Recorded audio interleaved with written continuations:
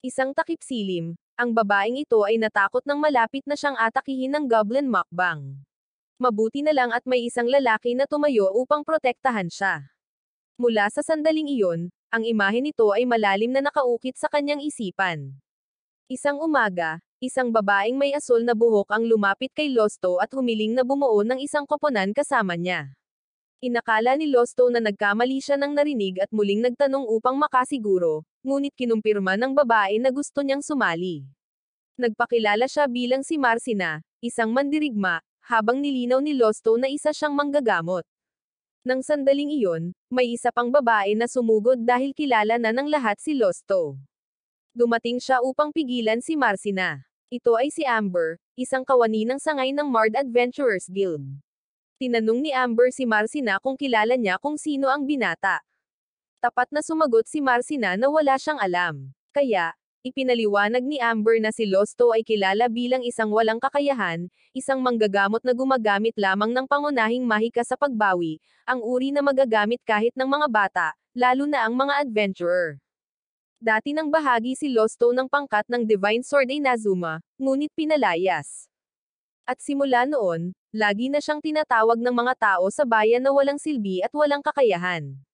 Natural lang na mahirap din siya, kaya pinayuhan ni Amber si Marcina na huwag makipagtulungan kay Losto, dahil baka maghirap siya. Pero sinabi ni Marcina na may pera siya, kaya hindi ito magiging problema. Nang marinig ito, napabuntong hininga na lang si Amber at pinayuhan siyang huwag magyabang ng ganoon dahil maraming mga walang galang sa mga adventurer. Ngumiti si Marcina bilang pasasalamat, sinabing bago pa lang siya sa propesyon at nag-aaral pa lang. Dahil praktikal si Amber, inalok niyang ipakilala si Marcina sa mas mahuhusay na koponan kapalit ng bayad, syempre, pero agad na tumanggi ang dalaga, sinabing nakapagdesisyon na siyang bumuo ng isang koponan kasama si Losto, isang hiling na hindi pa bigla-bigla, kundi isang bagay na matagal na niyang pinag-iisipan. Nagulat si Amber, pero pinoproseso pa rin nila ang mga papeles para sa kanila. Pipirmahan nila ang isang dokumento ng pagbuo ng koponan at isusumit ito sa guild para makatanggap ng mga misyon. Ang dokumentong ito ay nagsilbi rin upang hatiin ng pantay ang mga gantimpala, at kung may mga hindi pagkakaunawaan, mamamagitan ang guild. Habang naghihintay na makumplito ang mga formalidad ni Losto, patuloy na tinitingnan ni Marcina ang mukha niya. Sa wakas ay nakatagpo na niya itong muli. Nang matapos ang lahat, labis na natuwa si Marcina dahil opisyal na silang naging isang koponan.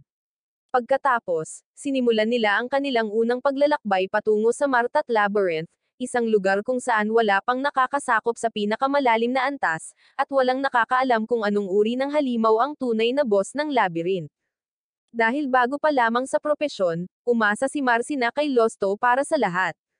Balisang tinanong niya kung ligtas ba ang biglaang pagpunta sa labyrinth, dahil nagbabala ang mga kawani ng guild na ito ay lubhang mapanganib at ang mga bagong dating ay dapat pumunta sa lugar ng mga nagsisimula sa kanlurang kapatagan.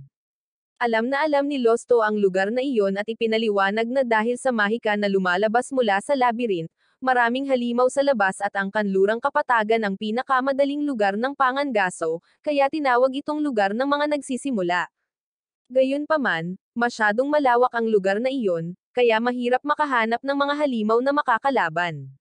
Iminungkahi niya na ang unang antas ng labyrinth ay magiging mas matatag na may maraming halimaw.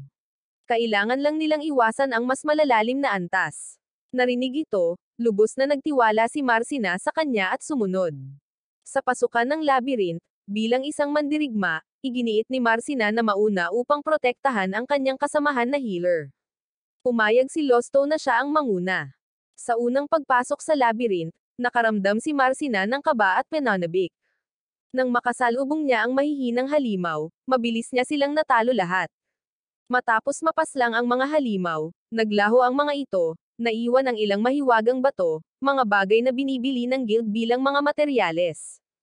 May kuryosidad na nagtanong si Marcina tungkol sa kanilang gamit, at ipinaliwanag ni Losto na ang mga bato ay naglalaman ng kapangyarihang mahika na maaaring gamitin sa iba't ibang paraan, ngunit ang mga detalye ay masyadong matagal ipaliwanag. Kaya, sinabihan niya itong alamin ito mamaya. Hindi magaling si Marcina sa teorya, kaya tumanggo na lang siya. Gamit ang 5 mahiwagang bato, kumita sila ng sapat para sa kanilang pang-araw-araw na gastusin. Iminungkahi ni Losto na pumunta pa sa mas malalim na lugar upang magkaroon ng pagkakataong makasalubong ang mas malalakas na halimaw. Agad siyang pumayag, nangakong paprotektahan siya kung may mangyari. Habang nagpapatuloy sa ikalawang antas, muntik nang matapakan ni Marcina ang isang bitag, ngunit napansin ito ni Losto sa oras. Gumamit siya ng bato upang paandaran ang mekanismo, na siyang ikinamangha niya. Nang tanungin niya kung paano niya nalaman, sumagot si Losto na makikilala niya ang mga bitag sa pamamagitan ng kulay ng mga bato.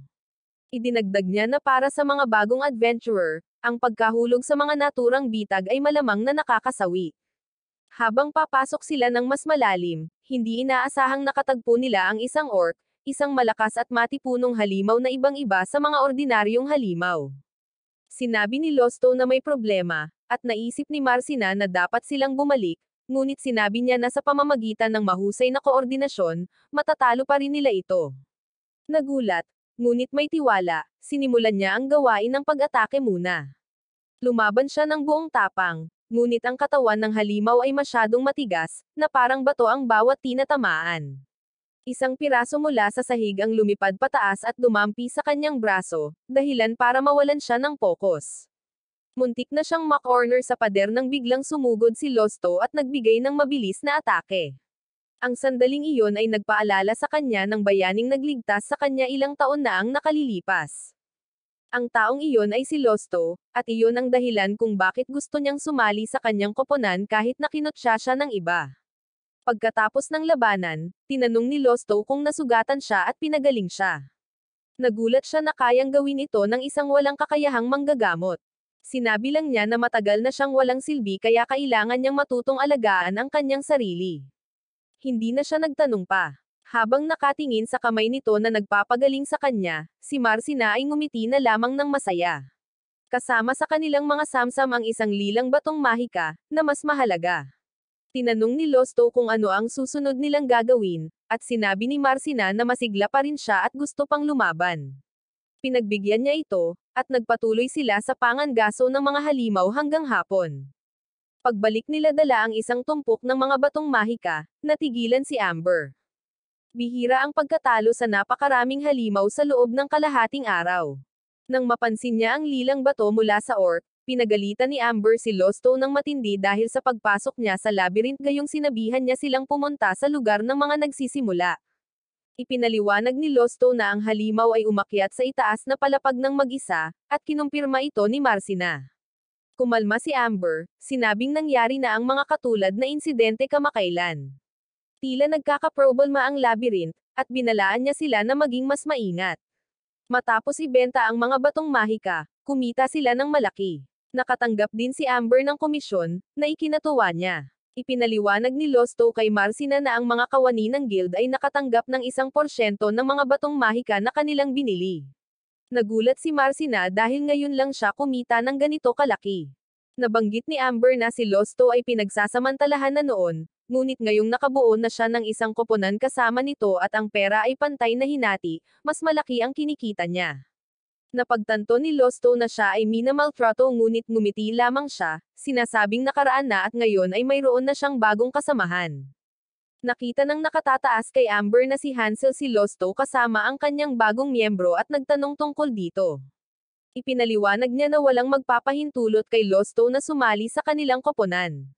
Kusang loob na bumuo si Marcina ng isang koponan kasama niya. Samantala, sina Losto at Marcina ay pumunta sa isang pamilyar na restaurant kung saan nakilala sila maging ng waitress. Masayang nagkwentuhan si Marcina, habang walang pakialam si Losto sa mga chismis na ang walang kakayahan ay nakahanap ng isang magandang kasamahan. Nang umuupa siya ng mga kwarto, nakakagulat na gusto niyang magbahagi ng kwarto, ngunit tumanggi si Losto. Medyo nalungkot siya, ngunit masaya pa rin na makasama ito. Sa kanyang kwarto, naalala niya ang mga alaala noong bata pa siya noong iniligtas at pinagaling siya ni Losto tulad ngayon. Simula noon, nangako siyang magiging isang adventurer at bubuo ng isang team kasama ito, isang pangako na ngayon ay natupad na. Bagamat hindi naaalala ni Losto, hindi kailanman nakalimutan ni Marcina. Walang humpay siyang nagsanay, at nang marinig niya na si Losto ay pinatalsik sa kanyang team, agad siyang nagparehistro. Dahil iba ang kulay ng kanyang buhok noon, hindi siya nakilala nito. Ang mas ikinalungkot niya ay napakalakas ni Losto kaya hindi niya kailangan ang kanyang proteksyon, kahit na nangako itong tutulungan siya nito. Gayunpaman, sinubukan niyang panatilihing matatag ang kanyang loob. Pagkatapos ay tahimik niyang naisip kung bakit tinatawag ng iba na walang kakayahan ang isang kahangahangang tulad ni Losto. Sa kanyang panaginip, naalala ni Losto kung bakit siya itinuturing na walang silbi noon. Siya at ang pangkat ng mga Divine Team ay sinusubukang lupigin ng isang napakasamang halimaw. Nabigo ang labanan dahil walang sino man ang handa. Pinayuhan sila ni Losto na magdala ng mga panlunas, ngunit walang nakinig. Nang sila ay nabigo, sinisi siya ng lahat, sinasabing ang walang kakayahang manggagamot ay hindi nakakatulong. Mabuti na lang at hindi sila hinabol ng halimaw hanggang sa huli, kaya nakaligtas sila sa kasawian. Ngunit ang resulta ay pinatalsik si Losto sa koponan. Kumalat ang balita, na ikinagulat ng buong grupo ng mga adventurer. Ang mga swordsman sa koponan ay nagsalita ng masasakit na salita, kaya si Losto ang naging scapegoat. Ang babaeng kasama niya ay hindi rin mas mabuti, galit na sinisisi ang kanilang pagkabigo na talunin ang Hydra sa kawalan ni Losto ng lunas sa lason. Sa paglipas ng panahon, ang mga tingin ng mga tao ay lalong naging mapanghamak, ngunit hindi nag-abalang ipagtanggol ang sarili. Ang koponan ay may 4 na tao, at 2 sa kanila ay palaging pinapuna si Losto. Ang natitira ay isang mababang tao na binigyan ng autoridad na husgahan kung sino ang tama at kung sino ang mali. Ang babae ay takot sa swordsman, kaya nang mapilit, nanginginig niyang itinuro si Losto, dahilan para agad itong mapatalsik sa koponan. Naalala ang lahat ng ito, si Losto ay nagpagulong-gulong, hindi makatulog. Marahil ang unang pagkabigla na iyon ay nag-iwan ng malalim na marka sa kanyang isipan. Matapos umalis sa koponan at mabansagang walang kakayahan, sinubukan pa rin ni Losto na sumali sa ibang mga koponan, ngunit lumala ang sitwasyon. Sa isang pangangaso upang talunin ang isang kawan ng mga halimaw, itinulak siya ng kanyang mga bagong kasamahan sa koponan bilang pain. Nang mapagtanto niyang ginagamit siya, ang tanging magagawa lang ni Losto ay lumaban para mabuhay. Sa huli, nakaligtas siya, habang ang mga nagtaksil sa kanya ay nagbayad ng kanilang buhay. Sa pagkasaksi sa kanilang miserableng pagkasawi, hindi pa rin isinuko ni Losto ang kanyang pangarap na maging isang tunay na adventurer. Sa kabila ng pagiging nag-iisa at sugatan, ang pinakanasaktan niya ay ang hindi pagkilala sa kabila ng kanyang maraming pagsisikap. Isang araw, habang gumagala sa kagubatan, nakasalubong ni Losto ang isang karwahe ng kabayo na inaatake ng halimaw. Sa loob, isang maliit na batang babae na lamang ang natira. Kahit hindi siya makalaban, sumugod pa rin siya papasok, isinugol ang kanyang buhay upang iligtas ito. Hanggang ngayon, hindi pa rin maintindihan ni Losto kung bakit niya ginawa iyon. Nang dumating ang escort team ng batang babae, itinuring siyang bayani. Gayunpaman, palaging iniisip ni Losto na ang mga tunay na tagapagligtas ay ang mga kabalyerong dumating pagkatapos. Gayunpaman, iginiit ng blonde na babae na salamat kay Losto, dumating ang escort team sa tamang oras at pinuri pa siya dahil sa kanyang ginawa. Ang mga salitang iyon ay lubos na nagpagaan ng loob ni Losto. Nang makitang nasugatan ito, gumamit siya ng basic recovery magic para pagalingin ito. Nagpasalamat ang dalaga, ngunit umiling lang si Losto, iniisip na wala siyang nagawang maganda. Matapos marinig ang kwento ni Losto, napaiyak ang blonde na dalaga. Hindi siya makapaniwala na may isang taong pinagsamantalahan hanggang sa puntong ginamit bilang pain ng halimaw. Nangako siya na kapag lumaki na siya, magiging isang adventurer siya para protektahan ito, na nagpapangiti kay Losto. Ang dalaga ay anak ng isang maharlika, kaya wala talagang dahilan para maging isang adventurer siya, ngunit ang kanyang pangako ay nakatulong kay Losto na mabawi ang kanyang espiritu. Kalaunan, nagsanay si Losto sa ilalim ng isang master. Natutunan niya ang mga kasanayan sa pakikipaglaban ng pinakamalakas na adventurer at sa wakas ay nakaya na niyang tahakin ang sarili niyang landas. Habang unti-unting dumarating ang magagandang bagay, nagpapasalamat si Losto sa pangakong iyon mula pa noong mga nakaraang taon. Hindi niya namalayan na ang batang babae noon ay si Marcina. Nang umagang iyon, kumatok si Marcina sa pinto ni Losto para gisingin ito para sa bagong araw. Ngumiti siya at niyaya itong mag-almusal, sinabing hindi sila maaaring magsagawa ng mga misyon nang walang laman ang tiyan.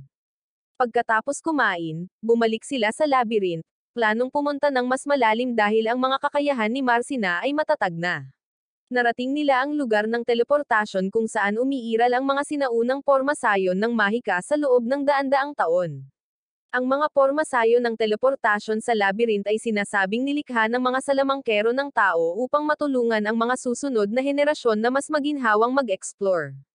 Nagtatakang nagtanong si Marcina kung bakit, kung ang mga sinaunang tao ay nakakagawa ng mga porma sayon ng teleportasyon sa labyrinth, hindi nila ito direktang ikinokonekta sa mga bayan para sa kaginhawahan. Nahulaan niya na maaaring natatakot sila na gagamitin sila ng mga halimaw para makatakas. Ipinaliwanag ni Losto na hindi magagamit ng mga halimaw ang mga pormasyong ito at bukod pa rito, matagal nang nawala ang pamamaraan, at ang paglikha ng mga ito ay lubhang magastos, kaya hindi ito maaaring itayo ng mga tao sa ibang lugar. Pagkatapos ay nag-teleport sila sa isang lugar na may nakakatakot na pulang liwanag. Ang mapanganib na tanawin ay nag-alala kay Marcina. Mula rito ay itinuturing na gitnang antas kung saan mas malakas ang mga halimaw. Nakarating na si Losto rito dati, kaya medyo may kumpiyansa siya, dahil alam niyang mabilis at mababanggas ang mga halimaw dito. Mabilis nilang nakasalubong ang kanilang unang grupo ng mga halimaw at natalo silang lahat maliban sa isa na may transparent na katawan. Isa itong espiritu, isang nilalang na walang pisikal na anyo, na walang silbi ang mga pisikal na pag-atake laban dito. Pinayuhan niya si Marcina na umatras, ngunit nanatili ito, sinasabing mayroon itong espesyal na kasanayan. Nagulat si Losto dahil ang mga ganitong pamamaraan ay magagamit lamang ng mga bihasang adventurer. Siya ay tumayo bilang pain upang mapag-concentrate nito ang kanyang enerhiya. Hindi agad umatake ang halimaw, kaya ligtas pa rin sila. Nang lumingon si Losto upang pukawin ito, hinabol ito ng nilalang. Itinoon ni Marcina ang kanyang enerhiya, itinoon ang kanyang kapangyarihan sa kanyang kamao. Sa loob ng maraming taon ng pagsasanay, napagtagumpayan niya ang isang daloy ng enerhiya na maaaring tumagos sa mga hindi umiiral na nilalang. Tinapos ng kanyang kamao ang espiritu, na nag-iwan ng isang malaking mahiwagang bato. Gayunpaman, bilang kanyang unang pagkakataon na hawakan ang isang masamang espiritu, nagtamo si Marcina ng bahagyang paso, ngunit maaari itong gumaling gamit ang isang mahiwagang bagay. Ipinaliwanag ni Losto na para sa mga mahihinang taong tulad niya, ang mga mahiwagang bagay ay mahalaga dahil pinahuhusay nito ang bisa ng paggamot. Ang mga materyales para sa paggawa ng mga ito ay pangunahing nagmula sa mga mahiwagang bato sa labyrinth. Nang makabawi, nagulat si Marcina sa kung gaano kabilis itong gumana. Napagpasyahan nilang bumalik dahil nakakuha na sila ng malalaking samsam. Gaya ng dati, dinala nila ang mga mahiwagang bato kay Amber para bilhin.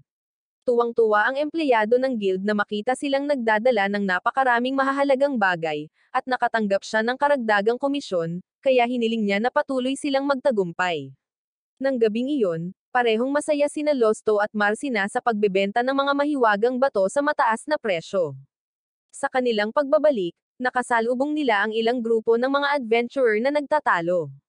Hinala ni Losto na may pinaplano sila. Habang naaalala ni Marcina ang payo ni Amber na mas mabuting huwag makialam, bamantong hininga si Losto, naiinis ngunit hindi alam kung ano pa ang gagawin dahil malaki ang kinita nila ngayon. Inimbitahan niya si Marcina para sa isang marangyang kainan. Agad na tinanong ng may-ari ng restaurant kung mayroon silang sapat na pera, na nagpatawa kay Losto at sinabing maayos naman ang kanilang kalagayan nitong mga nakaraang araw. Umorder siya ng beer para mag-relax, at gusto rin ni Marcina na subukan ang isang ngunit tinanggihan siya ng waitress dahil napakabata pa niya. Pumayag din si Losto na hindi siya dapat uminom, na nagpakunot ng noo kay Marcina. Sa pagtingin sa malayo, naging mausisa si Marcina tungkol sa mga puting tore na itinayo sa paligid ng lungsod. Hindi pangkaraniwan ang arkitektura, walang mga bintana or pasukan. Nakita na niya ang mga ito hindi lamang dito kundi pati na rin sa maraming iba pang mga lugar. Hindi rin alam ni Losto ang marami, tanging ang mga tao ang nagtayo ng mga ito ayon sa kahilingan. Bagamat hindi naunawaan ng mga tagapagtayo ang layunin, ang pagkakakilanlan kung sino ang humiling ay nanatiling misteryo. Dahil ang mga puting tore ay hindi nagdulot ng pinsala, walang nagmamalasakit. Naisip lamang ni Losto na dapat sana ay nagtayo na lang sila ng mga pader ng lungsod, dahil kung aatakehin, ang isang bukas na lungsod ay magiging mahirap ipagtanggol. Naniniwala si Marcy na sa napakaraming adventurer dito, walang pangkat ang maglalakas loob na makipagdigma. Nang sumapit ang gabi at bumalik na sila sa kani-kanilang mga kwarto, may sasabihin sana si Marcy ngunit pinigilan niya ang sarili. Sinisi niya ang sarili dahil wala pa ring lakas ng loob na sabihin sa kanya na siya ang batang babae na iniligtas niya ilang taon na ang nakalilipas, ni hindi niya maipahayag ang kanyang pagnanais na makasama ito sa isang kwarto. Natutuwa lang si Losto na nakahanap ng isang kahangahangang kasamahan sa koponan. Ang mga dating kasamahan sa koponan ni Losto ay patuloy pa rin kumukuha ng mga bagong miyembro upang maghanda para sa isa pang pagtatangka na sakupin ang mga Hydra. Ipinagmalaki ng mga swordsman na sa pagkakataong ito ay nag-imbita sila ng isang magandang manggagamot, na nagpamukhang hindi komportable sa mga babae sa koponan. Dumating ang Inazuma Divine Sword Team sa lokasyon ng mga Hydra. Hiniling ni Marcus kay Healer Lyra na makipaglaban kasama niya, kasama si Ira na nagbibigay ng mahiwagang suporta habang si Sabrina ay palihim na aatake. Nang marinig ang planong ito, nalito si Lyra dahil walang karaniwang maglalagay ng healer sa mga frontline, ngunit palagi nilang nakikita si Losto na lumalaban tulad ng isang normal na tao, kaya naisip nila na natural lang iyon. Alam ni Lyra na walang healer ang magiging ganoon kapabaya, kaya kinailangan niyang ipaliwanag ito sa koponan. Mukhang mapanghamak ang lalaking blonde, sinasabing kahit tumatakbo lang si Losto, paminsan-minsan ay nakakatama ito ng kritikal na tama, at ang dating naputol na ulo ay kagagawan niya. Gayunpaman, inosente nilang inakala na sapat na ang kanilang lakas. Nakakapagpagaling lang si Lyra, hindi lumalaban. Ngunit dahil mayroon siyang kakayahan sa detoxification, tiwala si Marcus na sapat na iyon, dahil ang lakas ng Hydra ay pangunahing nagmumula sa lason nito. Sa kasalukuyan, ang duo ni Losto ay nakakolekta ng maraming magic stones. Alam ni Amber na bumaba sila sa gitnang antas upang manghuli ng mga halimaw, kaya medyo nag-aalala siya, ngunit ang bilang ng mga batong ibinalik nila ay medyo nakapagpagaan sa kanya. Sinabi ni Marcy na palaging tinatrato siya ni Losto ng maayos, hindi siya kailanman pinagsamantalahan, at napakaingat nila sa pagpili ng mga halimaw na lalabanan. Gayunpaman, ipinaalala pa rin sa kanila ni Amber na ang lahat ay may mga limitasyon, huwag sumugal ng hindi kinakailangan, at pinayuhan silang mag-recruit ng mas maraming miyembro upang mapadali ang pangangaso ng halimaw. Sa pamamagitan ng karagdagang mga mandirigma or salamangkero, mas magiging favorable ang pakikitungo sa mga mapanganib na halimaw. Ngunit hindi pa iniisip ni Losto ang pagre-recruit. Bagamat alam niya na sa mas maraming tao, mas maganda ang kita, naramdaman niyang sapat na ang kanilang kasalukuyang kita. Naniniwala si Amber na sa kaunting pagsisikap, malapit na nilang mabili ang sarili nilang bahay. Hindi niya lubos na naintindihan, kaya ipinaliwanag ni Losto na ang mga mayayaman na teenager ay karaniwang umuupa ng mga bahay na matitirhan at magagamit bilang mga base, na parehong mas komportable kaysa sa mga inn at nakakaiwas sa mga issue sa pag-iimbak ng pera or kagamitan na maaaring manako. Bukod dito, para sa mga magkasintahang nagmamahalan, ang pagkakaroon ng pribadong bahay ay maiiwasan ang pagsisiyasat at makakatulong sa pagpapaunlad ng kanilang relasyon. Ang pangkat ng Inazuma Divine Sword ay dati nang umupa ng isang villa, ngunit napilitan si Losto na matulog sa daungan. Nalungkot ang dalawang babae nang marinig kung gaano kasama ang pagtrato sa kanya. Ngunit naisip ni Amber na ang pagpapatalsik kay Losto ay maaaring isang magandang bagay, dahil ang pangkat na iyon ay nahaharap ngayon sa hindi mabilang na mga problema. Samantala, ang kabilang grupo ay bumalik sa kakilakilabot na kondisyon, kahit papaano ay mas natalo pa kaysa dati. Prangkang nagsalita si Lyra, na sinasabing sila ay masyadong mahina kumpara sa Hydra, at mapalad na sila ay nakaligtas. Ngunit sa pamamagitan ng labanang ito, napagtanto niya na si Losto, na pinatalsik sa pangkat, ay talagang ang pinakamalakas na miyembro. Salamat sa kanya kaya sila nakaligtas. Sa kasamaang palad, hindi ito nakilala ng iba, iniisip pa rin nilang sila ay mga piling tao. Pinayuhan ni Sabrina si Marcus na tawagan muli si Losto. Bagamat ayaw niyang masabihan kung ano ang gagawin, pinlano ni Marcus na sundin ang payo nito kinabukasan para sa kapakinabangan ng koponan, dahil sa maling akala na walang tatanggi sa imbitasyon mula sa Divine Team Inazuma. Kinabukasan, nagising si Ira, natuklasang gumaling na ang kanyang katawan, at nagpasalamat kay Lyra. Ngunit nang maghanap siya ng pagkain, napagtanto niyang wala na ang dalawa pa. Nasa Adventurers Guild sila at inaanyayahan si Losto pabalik, na ikinagulat ng lahat ng nakarinig.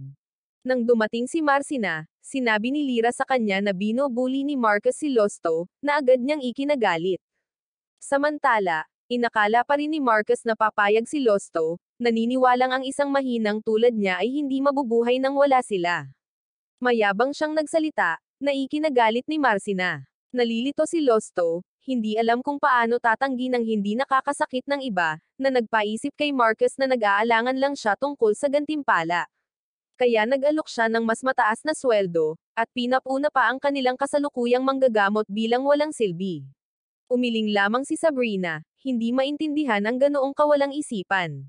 Tumayo si Marcina upang protektahan si Losto, malinaw na sinasabi na hindi siya babalik sa maruming koponan na iyon dahil siya na ngayon ang kanyang mahalagang kakampi.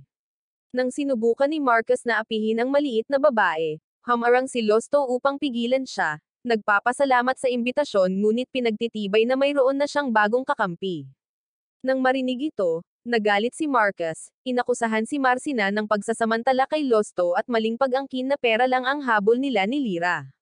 Ngunit hinawakan ni Losto ang kanyang kamay, ang kanyang lakas ay nagdudulot ng sakit kay Marcus sa kabila ng kanyang baluti, sapat na upang maunawaan niya ang malaking pagkakaiba sa pagitan nila.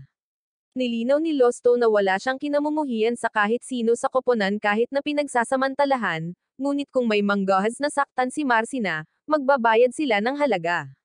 Umalis ang dalawa, naiwan si Marcus na galit na galit. Tumakbo siya papunta kay Amber, hiniling dito na maghanap ng mas malakas. Gusto niya ng isang mandirigmang nasa unahan na determinadong talunin ang Hydra.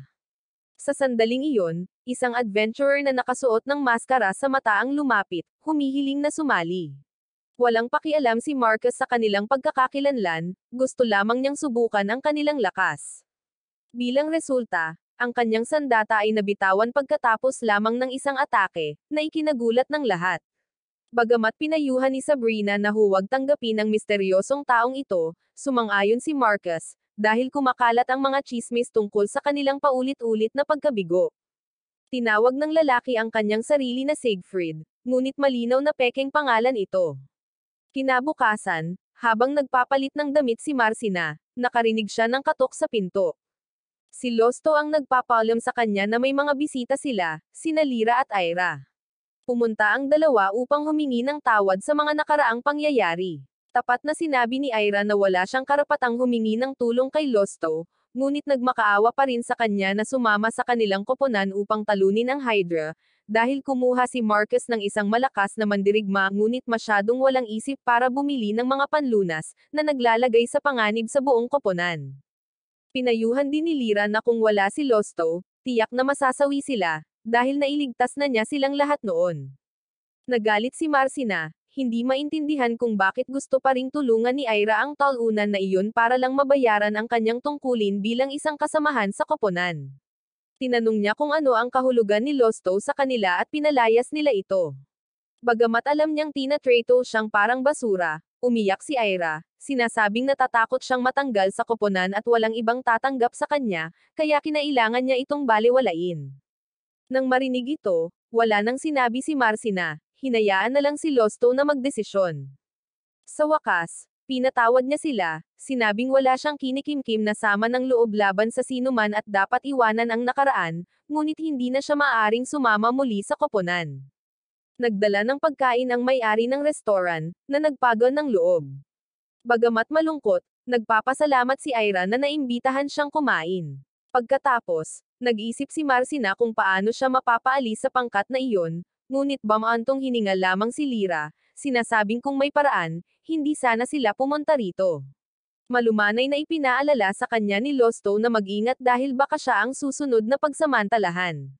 Tumawa ng mapait si Lyra, sinasabing kung aalis siya, maaaring mawala ang buhay ni Ira, kaya ang tanging magagawa niya ay bantayan siya. Pagbalik ni Lyra, laking gulat niya nang mapagtanto niyang ang bagong mandirigma ay isang taong kilala niya.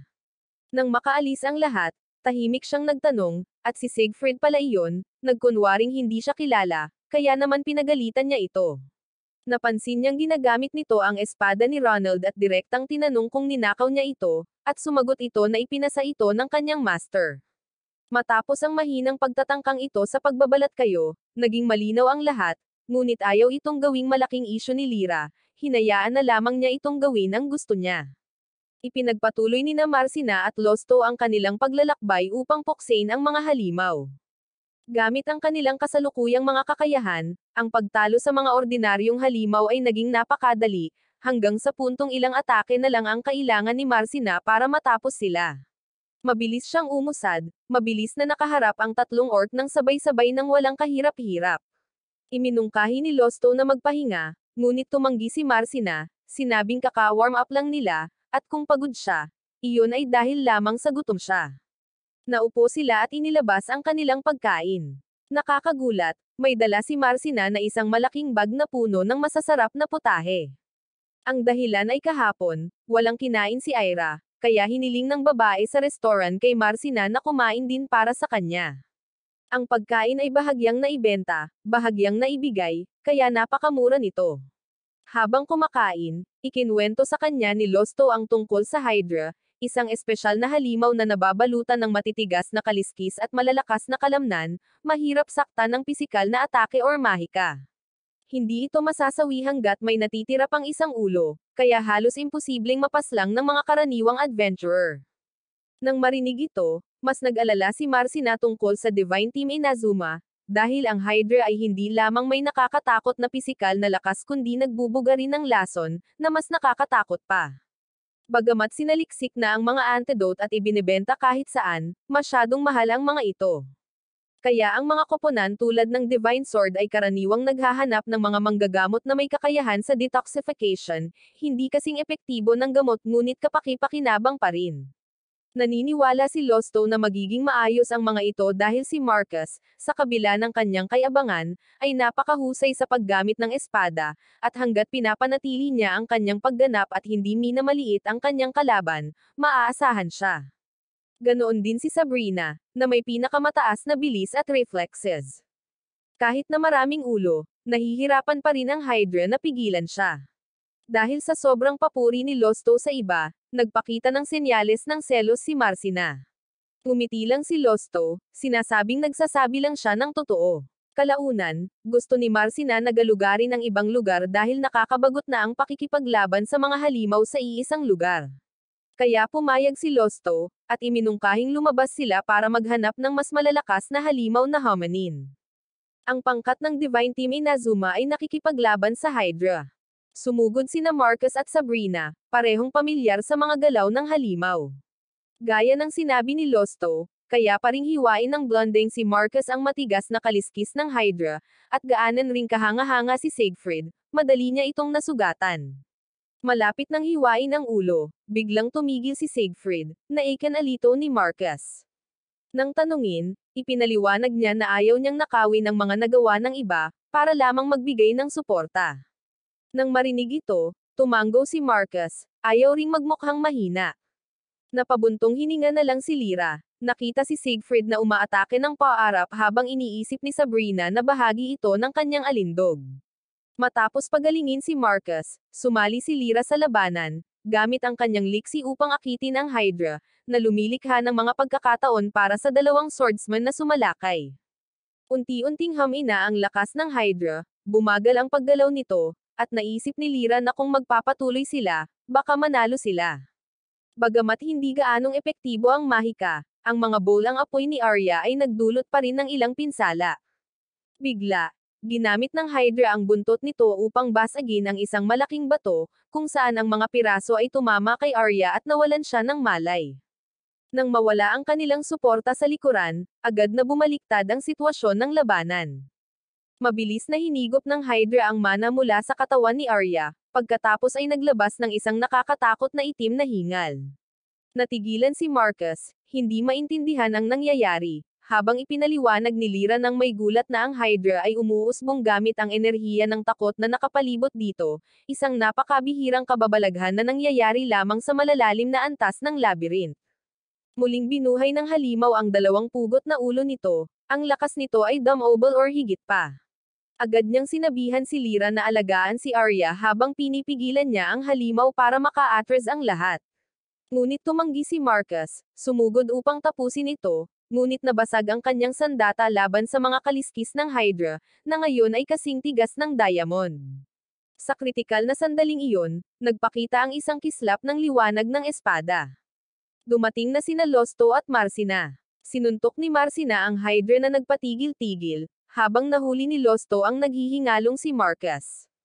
Nakilala ni Lyra si Losto at nagulat sa kanyang kakayahan sa pagpapagaling, na ibang-iba sa normal.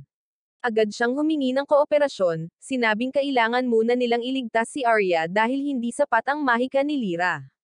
Noong una, inakala ni Lyra na imposible ito, ngunit habang si Losto ay gumagamit ng patuloy na pagpapagaling unti-unting naging matatag ang katawan ni Arya. Namangha siya dahil ang normal na pagpapagaling ay maaari lamang gamitin ng isang beses, hindi stack. Nadama ito ng mga dating kaibigan ni Losto na normal, habang si Lyra ay nangangailangan ng ilang segundo upang maunawaan na ang kanyang paggamit ng mahika ay higit pa sa normal na limitasyon.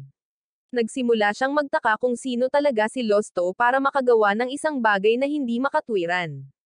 Natauhan si Arya, nakita sina Losto at Marcina, ngumiti ng mahina, pagkatapos ay muling nawalan ng malay. Nakahinga ng maluwag si Marcina, ngunit ang Hydra ay muling nag-regenerate at gustong direktang labanan si Losto. Naunawaan niya at sinabihan ang lahat na huwag makialam.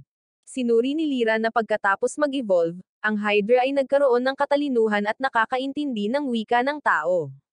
Nagsimula ang labanan sa pagitan ni Losto at ng Hydra, kung saan paulit-ulit na nanginginig ang lupa, naghalo ang lason na hamog at apoy sa hangin. Napakalakas ng Hydra, kaya't natamba nito si Losto paatros. Nakatingin lamang sina Marcus at Lyra habang takot na tinatawag ni Marcina ang kanyang pangalan. Nang malapit na siyang sumugod, isang napakalaking enerhiya ang sumabog. Nagbago ang kulay ng mga mata ni Losto at ang kanyang katawan ay naglabas ng isang matinding itim at pulang aura. Nakaramdam ng pagbabanta ang Hydra at galit na sumirit, natakot sina Lyra at Siegfried nang makita ang anyong ito. Nang maunawaan na pinaganya ni Losto ang isang selyadong kapangyarihan sa loob ng kanyang katawan, isang bagay na kinatatakutan maging ng pinuno ng Adventurers Guild. Sa isang atake, pinutol ni Losto ang lahat ng ulo ng Hydra. Kumislap ang liwanag, pagkatapos ay tumahimik ang lahat. Gumuho ang higanteng halimaw, naging alikabok. Agad na hinimatay si Losto dahil sa pagod. Pagkagising niya, nakita niya si Marcina na nakaupo sa tabi niya. Habang ginagamot ni Lyra si Arya, ang babae ay ligtas na sa panganib, salamat sa gamot na binili ni Lyra. Sa kabila ng gastos, masaya si Lyra na nailigtas niya ang lahat. Hiningi ni Marcus ang kanyang bahagi ng gantimpala, at pumayag si Losto na hatiin ito ng pantay. Ngunit nang simulan din niyang hingin ang bahagi ni Arya, galit na sinuntok siya ni Marcina. Galit na nagbanta si Marcus na magre-report sa guild. Gayunpaman, nang bumalik sila sa headquarters, kinasuhan sina Marcus at Sabrina ng mga krimen. Lumabas na miyembro pala si Siegfried ng Royal Adventurers Guild, at ang sangay na ito ay isang nasasakupan lamang. Ipinahayag niya na nilabag ng dalawa ang mga patakaran, pangangalakal ng tao, at pagsasamantala sa mga kasamahan sa koponan. Nang marinig ito, hindi nang ahas si Amber na tumutol, dahil ang mga Royal Adventurer ay may autoridad na pumaslang ng mga kriminal. Nagsalita si Losto na humihingi ng awa, na sinasabing maaari pa ring ma-rehabilitate sina Marcus at Sabrina, na sila ay nabubulag lamang ng ambisyon. Umaasa siya na magkakaroon sila ng pagkakataong magsimulang muli, na nabubuhay ayon sa mga mithiin ng mga adventurer. Nang marinig ito, binawasan ni Siegfried ang kanilang parusa, pinalaya sila mula sa lungsod ngunit hindi inalisan ng mga titulo. Sinabi niya na mas mabuting hayaan silang magpatuloy bilang mga manlalakbay sa ilalim ng pangangasiwa kaysa hayaan silang tuluyang bumagsak. Matapos ang pangyayaring ito, gumaan ang pakiramdam ni Losto. Alam niyang magiging malaking aral ito para sa kanilang dalawa. Nang gabing iyon, ibinahagi ni Siegfried kay Lyra na ang tunay niyang misyon ay ang bantayan ang sangay ng guild dito, na may hinala sa koneksyon sa mga mutasayon sa labyrinth. Gusto niya ang tulong nito, at pumayag si Lyra sa kondisyon na maaari ring sumali si Arya, dahil hindi niya maaaring iwanan ang kanyang kasamahan sa koponan. Pumayag siya at sinabing inaabangan niya ang pakikipagtulungan sa kanila sa mga darating na araw. Maaga kinabukasan, ipinaalam ni Siegfried kina Losto at Marcina ang tungkol sa pagbuo ng isang bagong koponan. Ipinaliwanag niya na ito ay inayos ayon sa pangyayari, hindi kinakailangan sa kanyang orihinal na intensyon, ngunit silang tatlo ay nagtataglay ng lahat ng kinakailangang elemento ng isang karaniwang pagbuo ng koponan, lakas, mahika, at mga kakayahan sa paggaling. Nang marinig ito, lumingon si Marcina upang tahimik na tanungin ang salamangkero kung pumapayag ito. Ngumiti lamang si Arya, na sinasabing wala na siyang ibang mapupuntahan sa kasalukuyan. Kaya, ang tulong ni Lyra ay isang bagay na lubos niyang ipinagpapasalamat. Matapos marinig ito, nakaramdam din ng kapanatagan si Losto. Hinikayat niya si Marcina na gawin ang kanyang makakaya sa bagong koponan, sinasabing kahit na maaaring kakaiba sa una, sa pamamagitan ng pagtitiyaga, mabilis siyang makakapag-adjust. Pagkatapos, pumunta ang grupo sa guild upang ibenta ang Magic Stone na nakuha mula sa Hydra.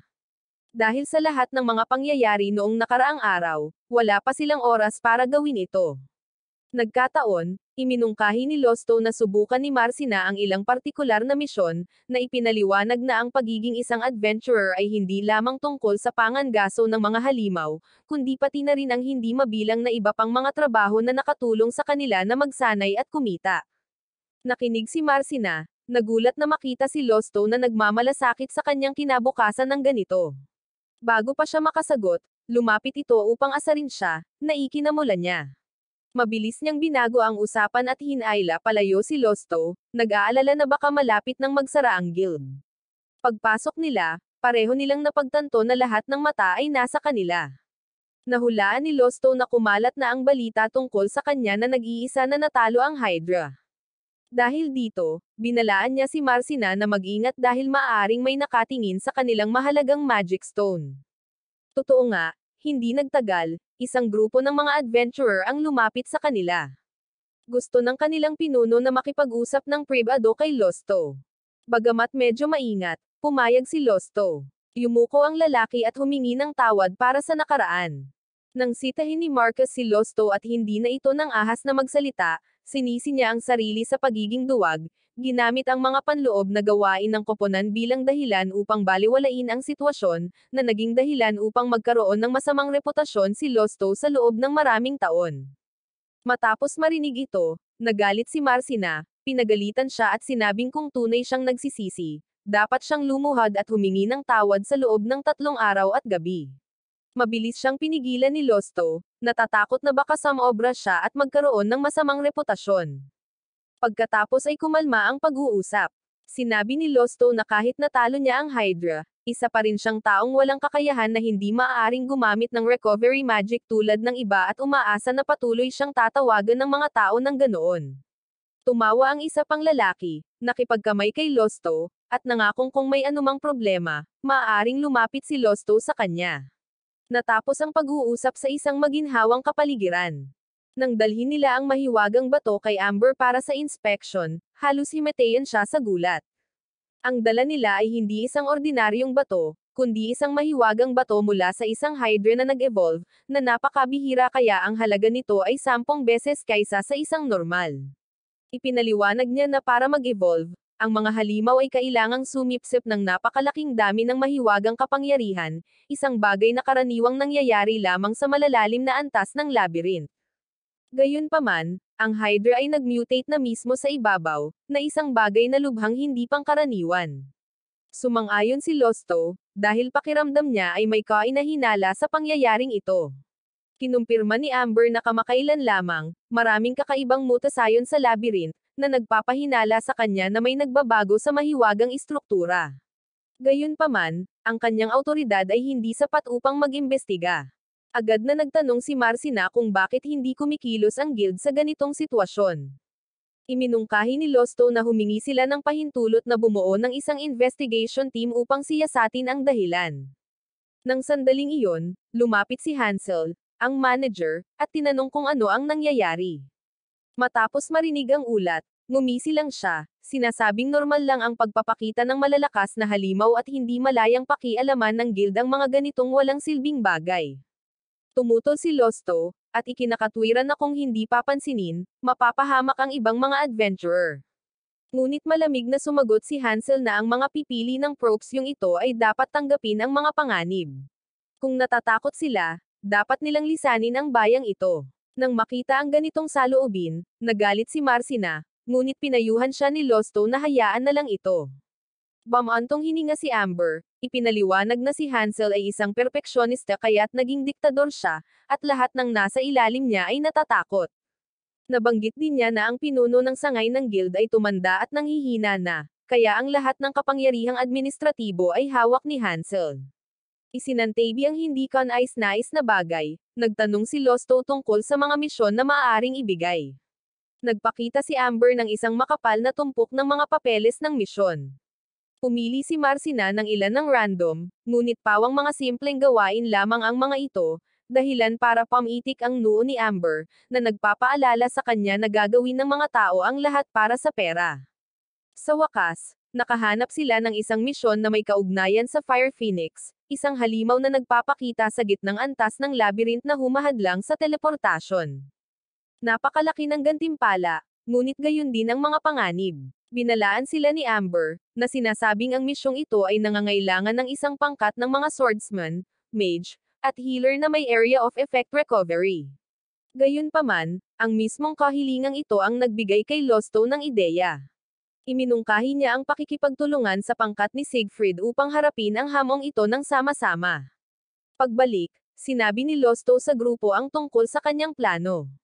Agad na sumang-ayon si Lyra, na nakikita ito bilang isang pagkakataon upang subaybayan at makipagtulungan sa kanya. Hindi rin tumutol si Arya, nag-aalala lamang na baka galit pa rin si Losto tungkol sa nakaraang insidente. Ngunit tinawanan ito ni Losto, na sinasabing ang lahat ay nakaraan na. Pumayag ang pangkat na umalis kinabukasan. Nang araw na iyon, pumunta sina Marcina at Losto upang magsumite ng kanilang aplikasyon at bumili ng karagdagang kagamitan. Malaki ang kinita nila mula sa insidente ng Hydra, kaya nilang mamili ng komportable. Kahit na mayroon ng dalawang manggagamot ang team, bumili pa rin si Losto ng karagdagang mga potion para sa paggaling, sinasabing ang pagsasama ng mga halamang gamot at mahika ay makakatulong sa mas mabilis na paggaling. Habang pinapanood siyang inaasikaso ang lahat, medyo nalungkot si Marcina, pakiramdam niya ay hindi siya nakakatulong. Habang nasa malalim na pag-iisip, biglang nagpakita ang isang babae at inihagis ang sarili kay Losto, niyakap ito ng mahigpit. Nagulat si Marcina at agad na sumuntok, halos matamba ang babae nang mapagtanto niyang ito ang master ni Losto. Natakot siya at humingi ng tawad. Ang master na ito ay kilala bilang Diyos ng Apoy, isang first-class battle mage. Lumalabas na inutusan siya ng ama ni Marcina na hanapin ang apo nito, na tumakas sa bahay. Nang makilala niya ang kanyang disipulo at apo sa iisang team, kapwa siya Nenes at natuwa. Ang engkwentro ay mabilis na nauwi sa isang verbal sparring match at pagkatapos ay isang mahiwagang tunggalian sa pagitan nina Losto at Rima. Ngunit sa huli, inamin niya ang pagkatalo at pumayag na ipagpatuloy ang kanilang paglalakbay ng magkasama. Pagkatapos umalis si Losto para bumili ng mga gamit, nakipag-usap ng privado si Rima kay Marcina, sinabihan itong kawalang isip niya na umalis ng bahay para sumunod sa isang lalaki nang hindi sinasabi kahit kanino, at itinago pa ang katotohanang disipulo niya si Losto. Yumuko si Marcina, ngunit nang marinig niya si Rima na nagsabing ng ahas itong suwayan ang kanyang master para sa kanya, na nagpapatunay na napakahalaga niya sa kanya, namula siya sa kahihiyan. Tungkol naman kay Rima, matapos makumplito ang usapin ng kanyang pamilya, sinimulan niya ang isa pang misyon, ang pagsisiyasat sa mga sikreto ni Old Mist, ang pinuno ng sangay ng Mart, na tila nagtatago ng isang malaking sabwatan. Maaga kaninang umaga, handa nang pumasok ang koponan ni Losto sa labyrinth kung saan naghihintay ang Fire Phoenix. Nag-teleport ang grupo patungo sa lokasyon. Akala ni Marcina ay makakasalubong nila agad ang halimaw pagdating nila, ngunit nakakagulat na hindi ito umatake. Ipinaliwanag ni Losto na sa masisikip na espasyo tulad nito, kahit ang Phoenix ay hindi makakalipad ng maayos, kaya kinailangan nilang pumunta sa mas malalim na lugar upang makahanap ng lugar na may mataas na kisame at sapat na espasyo. Naglakad sila ng kaunti pa at nakakita ng isang napakaluwag na lugar, kung saan kinumpirma ni Losto na ang pugad ng Phoenix ay malapit lamang. Binanggit ni Lyra na may isang taong kamakailan lamang nakatuklas ng isang bagong landas, na nagpapahiwatig na walang sino man ang nakagalugad sa lugar na ito noon. Dahil sa takot sa mga pag-atake ng halimaw, iniwasan ito ng ibang mga adventurer. Ngunit kung matatalo nila ang Phoenix, magkakaroon sila ng pagkakataong ma-access ang mga kayamanan at mga bihirang bagay. Sinuri ni Lyra ang natitirang init sa ilang mga slab ng bato at napagpasyahan na ang Firebird ay nasa itaas nila mismo. Naghagis si Losto ng ledrilyo sa malayo upang lumikha ng ingay, dahil kilala ang Phoenix sa malakas nitong likas na teritorial na ugali at agad na umaatake kapag may nakakakita ng mga nanghihimasok. Di nagtagal, isang higanteng bowl ang apoy ang bumagsak patungo sa kanila. Sa guild ng mga adventurer, masayang sinalubong ni Amber ang isang espesyal na panauhin. Sa pamamagitan lamang ng pagsulyap sa figure ni Rima, nakilala niya ito bilang isang makapangyarihang adventurer. Sa pag-aakalang ang bisitang ito ay apo ng pinuno ng sangay, sinubukan ni Amber na maging mabait. Ngunit sinabi ni Rima na naroon siya upang makipagkita sa matandang lalaki at nais niya itong tapusin. Nang marinig ito, nalito si Amber at lalong nabahala ng magbanta si Rima na susunugan ang lugar kung hindi siya bibigyan ng pagkakataong makipagkita. Lumabas si Hansel mula sa loob upang pigilan siya, na sinasabing siya mismo ang hahawak sa bagay na ito. Doon lamang napagtanto ni Amber na ito ang fire deity na si Rima, na sikat sa kanyang mainit na ulo at pagiging palaaway. Pinayuhan ni Hansel ang kanyang kasamahan na umalis, na sinasabing ang pananatili malapit sa kanya ay magreresulta lamang sa maagang pagkasawi. Pagbalik sa labyrinth, hindi pa nagsisimula ang labanan. Patuloy na umiikot ang Phoenix sa itaas, naghahanap ng daan upang sumalakay. Tumanggi si Marcina na bumaba, napagtanto ni Marcina na kung sila lang ni Losto ang lalaban, mahihirapan silang talunin ang halimaw na ito. Tahimik na hiniling ni Losto na bumili na lang siya ng pana para mag-counter mula sa malayo. Dahil sa kapabayaan ni Marcina, naging target siya, ngunit sa kabutihang palad, nailigtas siya ni Losto sa tamang oras. Sinuri niya na ang nilalang na ito ay kayang magpaputok ng apoy mula sa tuka or kuko nito at gamitin pa ang katawan nito bilang sandata para sumugod.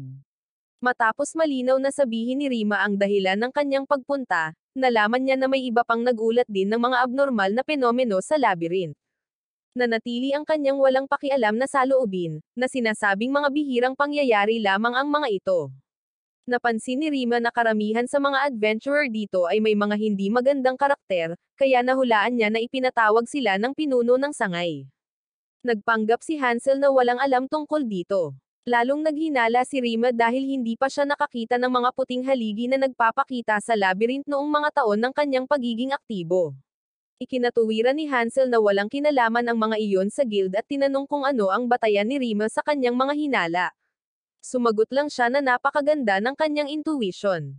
Sa isang bayan na parang labyrinth, ang guild ng mga adventurer ang pinakamakapangyarihang organisasyon, at ang pinuno ng sangay ay maituturing na isang maliit na hari na kayang gawin ang anumang gusto niya. Gayunpaman, nang tanungin tungkol sa sitwasyon, nagkunwari siyang hindi niya alam at sinabihan si Rima na umalis kung hindi ito nasisiyahan.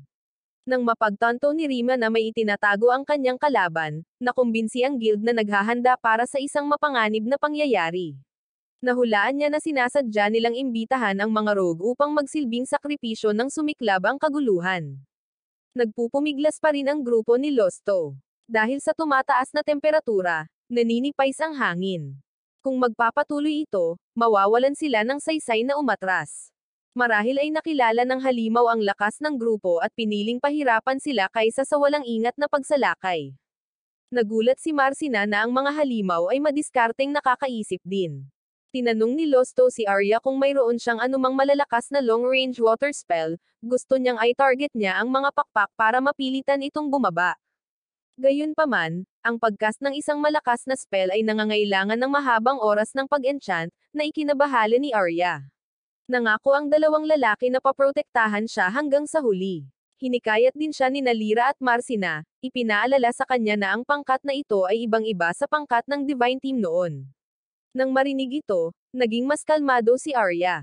Sumugod ang tatlong malapitang mandirigma, na nakakuha ng atensyon ng Phoenix, habang sinimulan ni Arya ang kanyang incantation.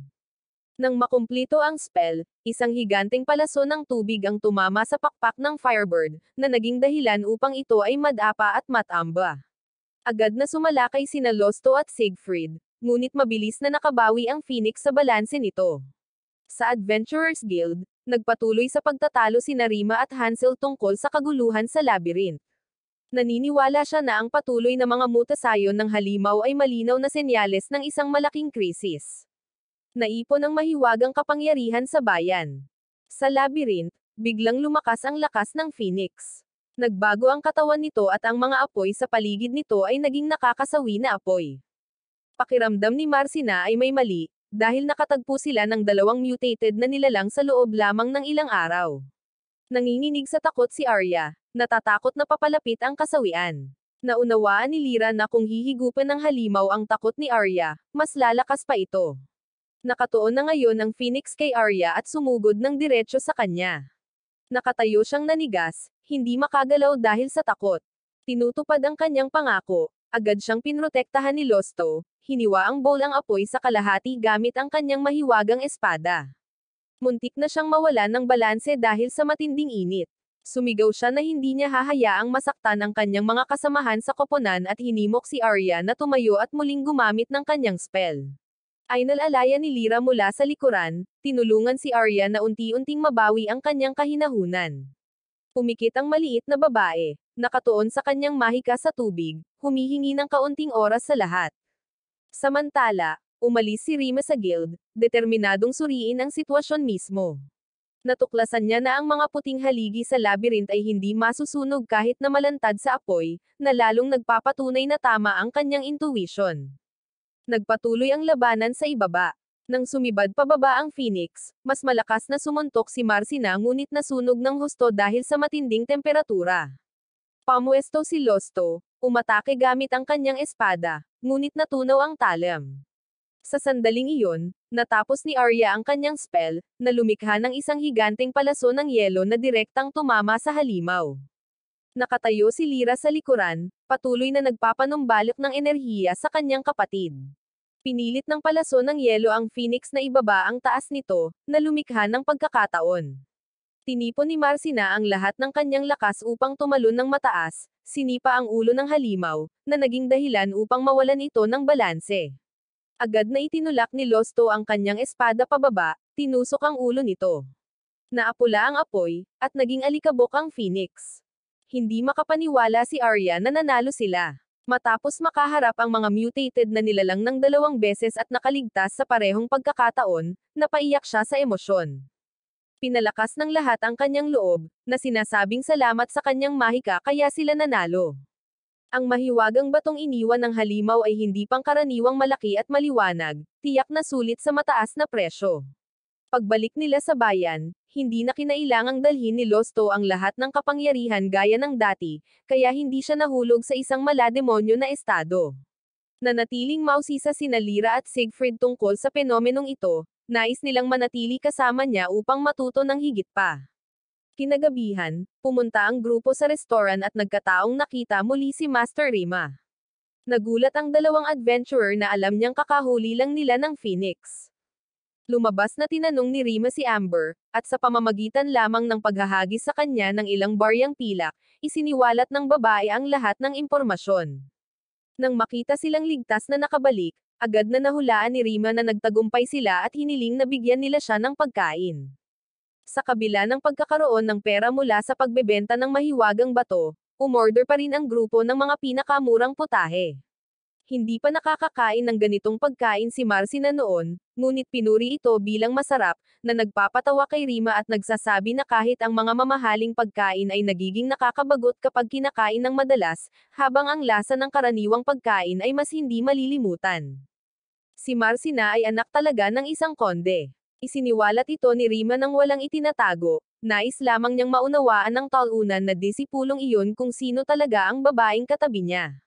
Biglang naalala ni Losto ang dati niyang pagliligtas sa isang batang babae mula sa marangal na pamilyang iyon at ngayon lang niya napagtanto na si Marcina pala iyon. Nagulat si Hansel sa matanda tungkol sa pagpapakita ng fire deity na si Rima. Tila tuwang-tuwa ang matanda sa panganib. Kinabukasan, pumunta sina Marcina at Losto sa Adventurers Guild upang singilin ang bayad sa pagbebenta ng mutated Phoenix's Magic Stone. Gayunpaman, napakaliit ng supot ng pera na kanilang natanggap kaya halatang naiinis si Marcina. Higit pa rito, kinailangan nilang maghintay ng matagal para maihanda ni Amber ang bayad, ngunit nakatanggap lamang ng napakaliit na halaga. Nairita si Marcina, ngunit nanatiling kalmado si Amber, sinabihan siyang buksan ito bago husgahan ang hitsura. Lumabas na sa pagkakataong ito ay binayaran sila ng guild ng mga gintong barya, na mukhang maliit sa dami, ngunit talagang may malaking halaga. Ipinaliwanag ni Amber na gumawa siya ng malaking pagsisikap upang makolekta ang mga gintong barya na ito. Dahil sa hirap na hirap niyang humingi ng tulong sa ibang sangay at makipagpalitan ng pera, tahimik niyang ipinaalala kay Marcina na huwag buksan ng matagal ang supot dahil baka mapansin ito ng mga magnanakaw. Pagkatapos, binigyan ni Losto si Amber ng kaunting dagdag na pera bilang pasasalamat, na ikinatuwa niya dahil sa dalawang ito. Nakakuha rin siya ng ilang benepisyo. Bigla na lang umalis si Losto, dahilan para isipin ni Amber na nagtalo sila. Nalito rin si Marcina at hinabol siya para makipag-usap. Masigla ang bayan dahil sa mga kwadre na nagkukwento ng mga masasamang nilalang sa kailaliman ng labyrinth, ang masamang dragon nagigising pagkatapos ng 200 taon ng pagtulog. Ang tanging makakaharap nito ay ang maalamat na bayani. Bumili si Marcina ng almusal para sa kanilang dalawa. Nag-aalangan siyang iminungkahi na gamitin ang perang kinita nila para umupa ng bahay. Alam niyang medyo biglaan ito, ngunit naisip niyang mas mura ang pangmatagalang pag-upa kaysa sa pananatili sa isang inn. Tinanong ni Losto kung may problema ba sa kanilang kasalukuyang tinutuluyan na nagpaisip sa kanya na lumipat. Gustong-gusto ni Marcina ang lugar, masarap ang pagkain at malilinas at magagandang kwarto. Pero sa totoo lang, gusto lang niyang mapag-isa kasama ito. Masyadong siksikan ang inn, kaya mahirap para sa kanilang relasyon na umusad. Umaasa na lang siya ng pribadong espasyo kung saan silang dalawa lang, at baka mas maging matapang si Losto. Namula siya sa tuwa sa kaisipang ito, pero tumanggi si Losto. Sinabi niya na dapat muna silang tumira sa inn sa ngayon, dahil dapat mag-ipon ng pera para sa panahon ng pagkakasakit. Bukod dito, ang kanilang grupo ay pansamantalang grupo lamang, hindi opisyal. Pagkatapos, iminungkahi ni Siegfried na bumuo ng isang grupo na may 5 miyembro, pero hindi pa sila sumasagot. Hindi makatuwiran ang pagrenta ng bahay sa puntong ito. Silang dalawa lang ang gusto ni Marcina, pero tinanong din niya kung talagang gustong makipagtulungan ni Losto kay Siegfried. Sinabi niya na hindi siya mahina. Malinaw na ipinakita ng labanan sa Phoenix ang kanyang potensyal. Kung susubok sila sa mas malalim na bahagi ng labyrinth sa hinaharap, tiyak na kakailanganin nila ang isang katulad niya. Ngumiti lang si Marcina ng mahina, at sinabing hanggat makakasama niya si Losto, hindi na niya kailangang pumunta sa mas malalim na antas. Nang gabing iyon, opisyal silang bumuo ng isang grupo. Para magdiwang, naghanda ang tagapangasiwa at ang kanyang anak na babae ng isang espesyal na pagkain. Matapos kumain ng busog, inaantok si Marcina at sinamahan siya ni Lyra sa kanyang silid. Gusto niyang tumulong, ngunit sinabi ni Lyra na hindi na ito kailangan, at ipinaalala sa kanya na makipag-usap pa kay Losto dahil bahagi na siya ng team. Humingi rin si Marcina ng pribadong pag-uusap sa itaas. Kaya naman nagbukas ang mga babae ng isang mesensinang pag-uusap. Matapos marinig ang tungkol sa pag-uusap noong umaga, nagulat si Lyra. Sino ang mag-aakala na magiging matapang si Marcina para yayain si Losto na tumira ng magkasama? Ngunit sa kasamaang palad, tinanggihan siya, na ikinalungkot niya at ikinatakot na hindi magustuhan. Iba ang naisip ni Lyra, naniniwala siyang tunay na pinahahalagahan ni Losto si Marcina. Sa kanyang palagay, malamang ay nahihiya lang ito, gusto niyang unti-unting lumiit ang distansya bago mas magpatuloy pa. Kahit ang mga lalaki ay nangangailangan ng oras para makilala ang isa't isa. Narinig ito, mas hinangaan ni Marcina si Lyra dahil sa tila may karanasang payo nito, bagamat sa katotohanan, hindi pa naman nagkakaroon ng relasyon si Lyra. Inamin din ni Lyra na nahihirapan siya sa sarili niyang mga romantikong issue. Sa ibaba, nag-uusap sina Losto at Siegfried. Sinabi niya na hindi magiging problema kung magkasama silang dalawa dahil tunay na nagmamalasakit si Marcina kay Losto. Nag-aalala lang siya na ang direktang pagtanggi ay maaaring maging dahilan upang hindi niya maintindihan. Nang tanungin kung ayaw niya kay Marcina, mabilis itong itinanggi ni Losto. Naalala niya ang unang pagkakataon na nagkita sila noong siya ay nawalan ng pag-asa dahil sa masamang pagtrato, at ang babae ang nagbigay sa kanya ng lakas ng loob. Simula noon, Palagi na siyang nasa tabi niya, tinutulungan siyang malampasan ang kanyang mga kawalan ng kapanatagan. Ngumiti siya at tinanong kung mahal niya siya, na ikinahiya ni Losto. Pagkatapos uminom ng ilang lagok ng alak, tumanggo siya bilang pag-amin. Sa itaas, ikinwento ni Lyra kay Marcina ang tungkol sa relasyon nila ni Siegfried. Magkakilala na sila simula pa noong nasa Maharlikang kabisera sila. Dahil nasa iisang adventuring team si Lyra, maganda si Lyra na maraming manliligaw, kabilang ang isa na nagkunwaring sumali sa kanilang team para lang ligawan siya. Nang sinubukan niyang gumawa ng paraan, lumaban siya. Nang malaman niya, galit siya sa kanyang sarili, hindi mapapatawad ang sarili sa pagkabigong protektahan ang taong mahal niya. Matapos parusahan ang nagkasala, umalis si Siegfried, at nagkita na lang silang muli. Ngayon, hindi kailanman nagalit si Lyra, nalulungkot lang na nawala siya. Sinisi niya ito sa hindi pag-unawa sa puso ng isang babae. Kung hindi siya umalis noon, baka magkasintahan na sila ngayon. Maging si Arya ay nagising upang makinig. Lubos na nabighani sa kwento ng pag-ibig, inamin niya kalaunan na nang magkita silang muli ni Lyra sa bayan, handa pa rin siyang tulungan sa kabila ng kanyang kakilakilabot na nakaraan. Pinatawad niya ito, ngunit hindi niya pinatawad ang kanyang sarili, kaya naman nanatili siyang malamig ang kanyang saloobin. Naunawaan ni Lyra ang kanyang ugali.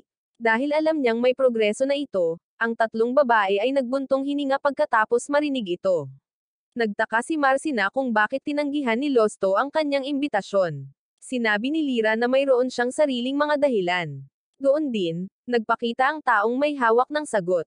Ito ay si Amber, na hiniling ni Losto na imbestigahan si Marcina. Binuksan niya ang kanyang kwaderno at malinaw na sinabi na si Marcina ay ang nag-iisang anak na babae ng isang konde, at may mga tsismis na konektado siya sa alamat ng bayaning tumalo sa itim na dragon. Nang maharap ang bayani sa panganib, nagpakita ang natutulog na prinsesa at gumamit ng mahika upang patulugin ang dragon, na nagligtas sa kanyang minamahal. Ikinwento ni Amber na noon, ang buhok ni Marcina ay blonde. Ngunit pagkatapos ng isang gabi, ito ay naging kulay asul, gaya ngayon, isang bagay na napakahirap ipaliwanag. Marahil dahil sa pangyayaring ito, hindi na siya pinigilan ng kanyang mga magulang na maging isang adventurer. Hindi pa nakarinig si Lyra ng ganitong kakaibang kwento.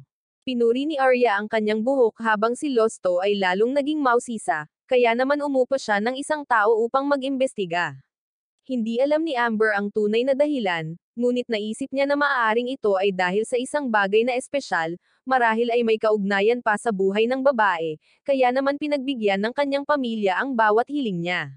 Gayunpaman, malakas si Marcina, kayang talunin ang Phoenix, kaya hindi siya maaaring magkasakit. Matapos marinig ito, malaki ang binayaran ni Losto. Gusto pa rin niyang magtiwala sa babae, ngunit hindi niya maiwasang mag-alala na may itinatago ang kanyang master. Kung tatutol ang kanyang ama, sinabi ni Losto na sasamahan niya si Marcina upang humingi ng pahintulot at gagawin ang kanyang makakaya upang tumulong. Humanga ang tatlong babae matapos marinig ito. Anak na babae na patuloy na naghahangad ng martial arts para sa isang lalaki at naghintay sa kanya sa loob ng maraming taon. Bamantong hininga si Lyra, hinihiling na sana ay maging kasing tapang siya ng nakababatang babae. Pagkatapos, masigasig na hinikayat ng grupo ang kanilang relasyon. Namula si Marcina at nakipagkita kay Losto sa labas para sa isang mesensinang pag-uusap. Naglakas loob din si Lyra na umamin kay Siegfried, sinabing kung hindi siya mamasamain, gusto niyang maging kasama niya habang buhay. Natigilan siya, iniisip na ang pinag-uusapan niya ay ang kooperasyon, na nag-iwan sa lahat ng tao sa bahay na walang masabi. Ngumiti lang si Lyra, sinasabing hindi pa niya sinabi noon na kailangan niya ng oras para mag-isip, ngunit ngayon ay ginawa na niya, na nagpakita ng pag-unlad. Masaya rin si Marcina, dahil inimbitahan siya ni Losto na lumabas kinabukasan. Ang kwento ng natutulog na prinsesa, ang alamat na kanilang binanggit, ay talagang isang trahedya. Upang patulugin ang masamang dragon, isinakripisyo ng babaeng may asul na buhok ang kanyang sariling buhay. Itinakda ng tadhana na ang taong may asul na buhok ay muling tutulong sa bayani na bumangon at iligtas ang mundo. Sabik na hinihintay ni Marcina ang kanyang paglabas kasama si Losto. Marahil dahil dito, tila lumulutang ang kanyang isip, na nag-iiwan sa lahat ng nasa paligid niya na walang masabi. Kinailangan nilang paulit-ulit na himukin si Losto na gumawa ng isang bagay, dahil nakakaawa na makita ang babae na nakaupo ng tulala ng ganito. Dahil babae si Lyra, naunawaan niya ng husto ang mga emosyong ito. Alam niyang hindi mapakali si Marcina dahil sa imbitasyon noong nakaraang gabi. Gustong malaman ni Lyra kung ang mahalagang bagay na gustong pag-usapan ni Losto ay may kaugnayan sa pag-iibigan. Maging siya ay nagpayo kay Losto na ayusin ito agad upang matanggap nila ang susunod na misyon. Nang makita ni Losto ang walang muwang na babae na malapit ng kainin ang palamuting bulaklak sa mesa, pumayag siyang kausapin ito. Lumapit siya at mahinang tinawag ito, na ikinagulat niya. Sabik na siyang naghihintay ng matatamis na salita nang biglang magpakita si Chris, puno ng mga sugat, at nagmamakaawa para sa kanilang tulong. Agad na isinantabi ni Losto ang mga personal na bagay at, kasama si Lyra, ay nagmadaling tulungan si Chris. Lumabas na matalik na kaibigan ito ng tagapangalaga ng bahay at ng anak nito. Kaya't labis silang nasaktan nang makita siyang nasa ganoong kalagayan. Mabuti na lang at sina Lyra at Losto ay mga manggagamot at nakapagbigay ng napapanahong paggamot, na nagligtas sa buhay ni Chris. Labis na nagulat ang dalawang babae nang makitang labis na nagmamalasakit ang tagapangalaga ng bahay sa binata. Si Chris ay kaibigan ng kanyang anak noong bata pa siya. Isa siyang ulila mula pagkabata, nabubuhay sa mahirap na kalagayan, ngunit may masidhing pagmamahal sa propesyon ng pakikipagsapalaran. Tulad ni Losto noon, madalas siyang iniimbitahan ng pamilyang innkeeper para sa hapunan. Kahapon lang, ipinagmamalaki ni Chris na natanggap siya sa isang koponan. Nang marinig ito, agad na naunawaan ni Losto ang lahat. Nahulaan niya na ang dahilan kung bakit malubhang nasugatan si Chris ay maaaring may kaugnayan sa pagsasamantala. Humingi siya ng pahintulot na umalis at dumiretso sa guild. Tama nga, ang mga adventurer na nasa parehong koponan ni Chris ay naaresto. Sa ilalim ng pagtatanong ng mga miyembro ng guild, inamin nila na ginagamit nila si Chris bilang pain para sa mga halimaw upang makatakas sila. Ayaw silang kondenahin ni Losto, hiniling lamang niya na huwag nilang ulitin ang pagkakasala kung ayaw nilang permanenteng mapatalsik sa bayan. Inisip ng iba na masyadong maawain si Losto, ngunit nagbabala siya na kung uulitin nila ang pagkakasala at mahuhuli niya sila, hindi magiging mapayapa ang resulta. Nayna si Amber, sinabihan siyang huwag basta-basta lutasin ang mga alitan sa pagitan ng mga adventurer ng ganoon. Maaari lamang siyang magbulag-bulagan, na nauunawaan na ang bagay na ito ay hindi simple. Nagreklamo ang iba na kailangang panagutan ng guild ang pagpapahintulot sa mga kontrabida na lumaganap. Ipinaliwanag ni Amber na pinapayagan ng patakaran ng guild ang lahat ng uri ng adventurer na sumali kaya hindi lamang sila maaaring pumili ng mabubuting tao. Hindi maintindihan ni Losto kung bakit tinanggap ng mga nakatataas ang ganitong paraan ng operasyon. May isang taong tumutol, ikinatwiran niya na walang karapatang magpataw ng parusa si Losto, dahil ang mga pinatalsik niya ay pawang mga legal na adventurer ng bayan. Ayon sa kanya, si Losto ang nararapat na alisin sa lugar na ito. Dahil ayaw niyang magdulot ng gulo, inanyayahan siya ni Losto sa isang silid para sa isang pribadong pag-uusap. Ikinwento niya ang buong kwento ni Chris at iba pang mga recruit na pinagsamantalahan. May mabubuti at masasamang tao sa lahat ng dako, ngunit sa bayang ito, ang mga ganitong sitwasyon ay madalas na nangyayari. Gayunpaman, nananatiling tahimik ang guild, walang ginagawang hakbang. Nadama ng isa pang lalaki na kahit anong aksyon ang gawin, ito ay magiging feudal. Ang Adventurers Guild ay hindi kasing lakas ng iniisip ng mga tao. Kulang sila sa tauhan, kaya inuuna lamang nila ang mga gawaing tunay na nagdudulot ng mga resulta. Nagalit si Losto, at nagtanong kung dapat na ba nilang hayaan na lang na mapaslang ang mga ulila gayong ang gusto lang nila ay kumita. Sumagot ang lalaki, walang pumilit sa kanila na maging mga adventurer. Marami pang ibang trabaho sa mundo na maaaring pagkakitaan ng pera. Kapag pinili nila ang landas na ito, kailangan nilang malaman na maaari silang masawi anumang oras. Inulit niya na kung hindi ito matiis ni Losto, maaari siyang umalis sa bayan at maghanap ng mas perpektong lugar na matitirhan. Nanatiling tahimik si Losto at naniniwala pa rin siyang may mas mainam na paraan. Tiningnan siya ng lalaki at nagsalita na parang may naaalalang lumang kwento. Ilang taon na ang nakalilipas, may narinig silang kasabihan na ang mga adventurer ay laging kasabay ng panganib. Ang walang kakayahang masawi ay natural, isang batas ng mundo na walang makakapagbago.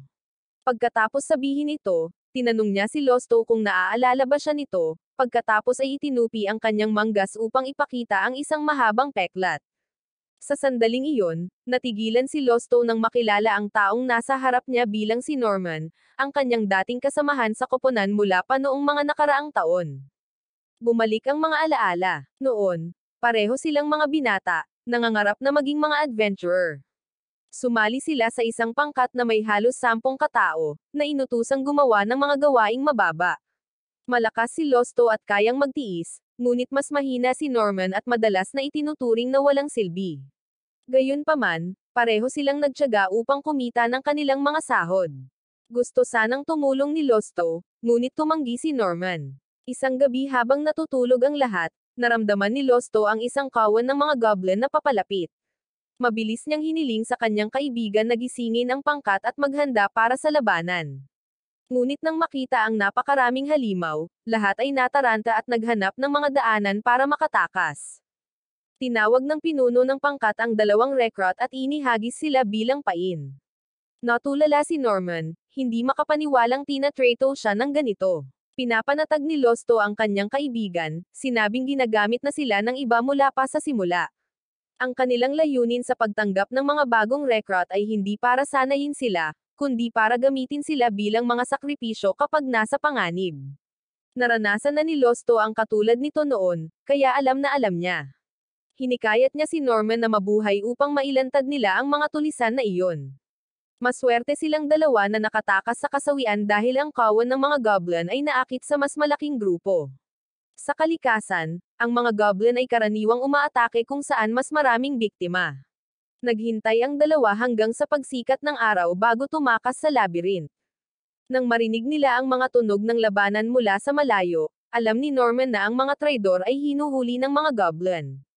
Gayunpaman, sinabi ni Losto na babalik siya para iligtas sila kung kaya niya.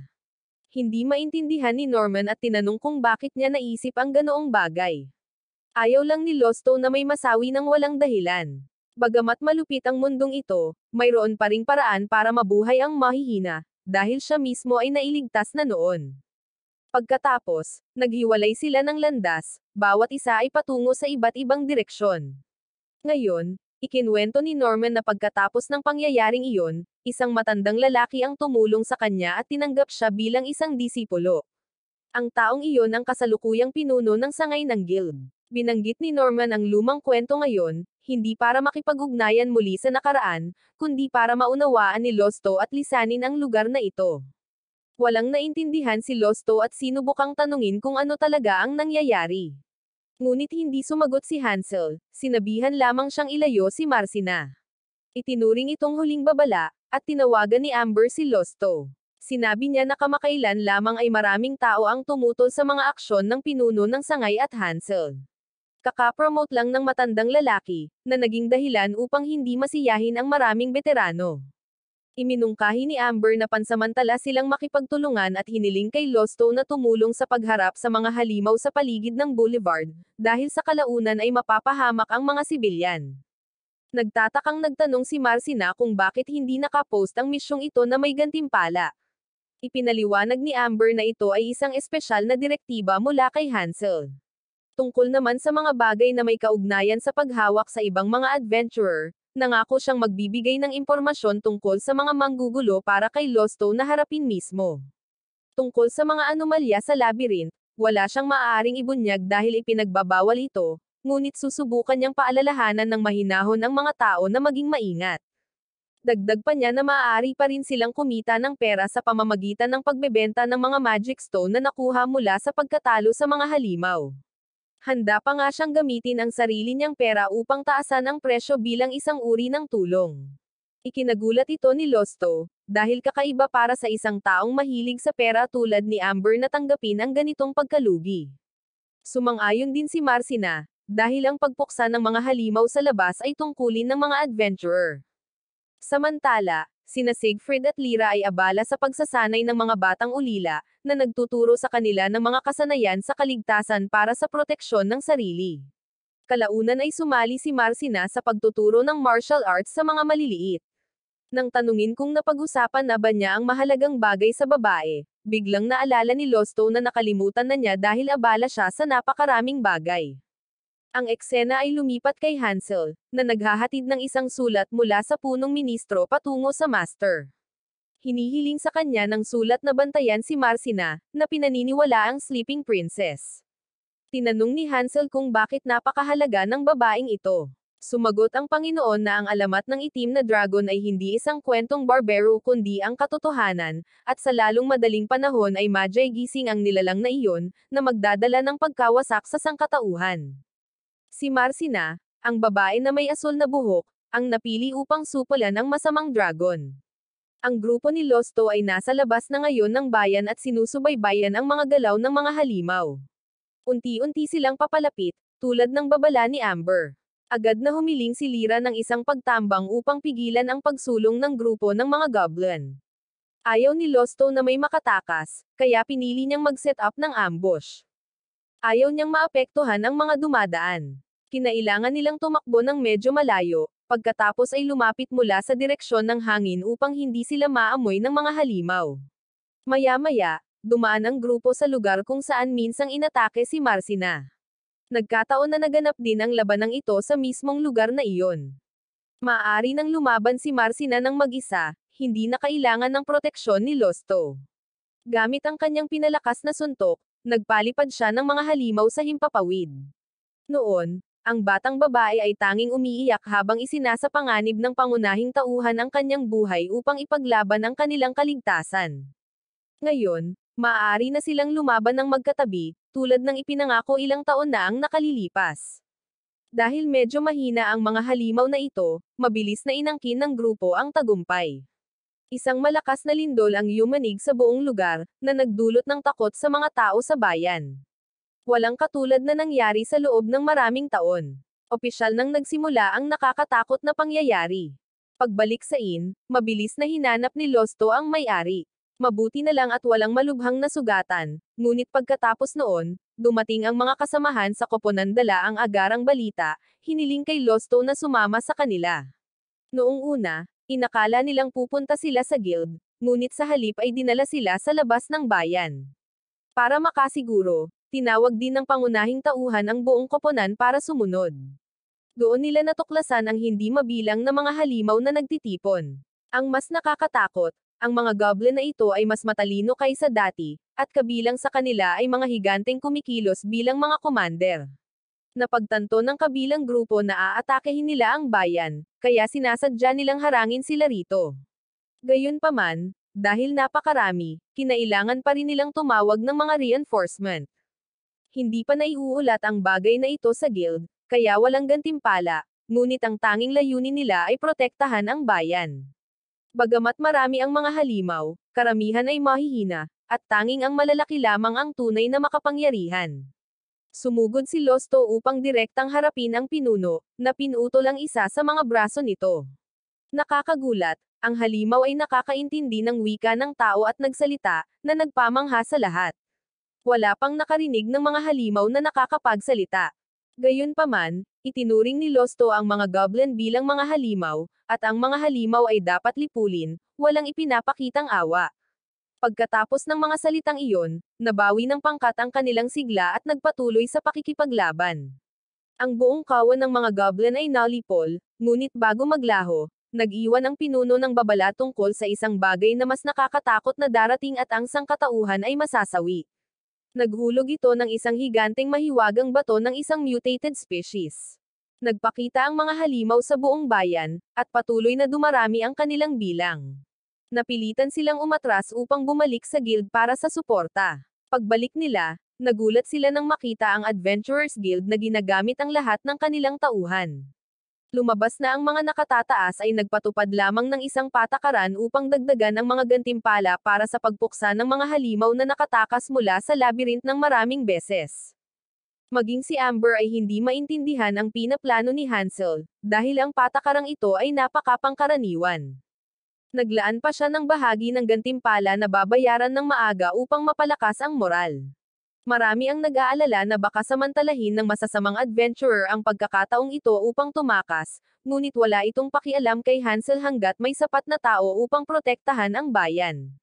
Napagtanto niya na tila naghanda ng pera ang superior ni Amber, na nagpapatunay na hinulaan nila ang sakuna. Nang magpakita ang master ng grupo, nagulat ang lahat, iniisip na matagal na niyang iniwan ang lugar na ito.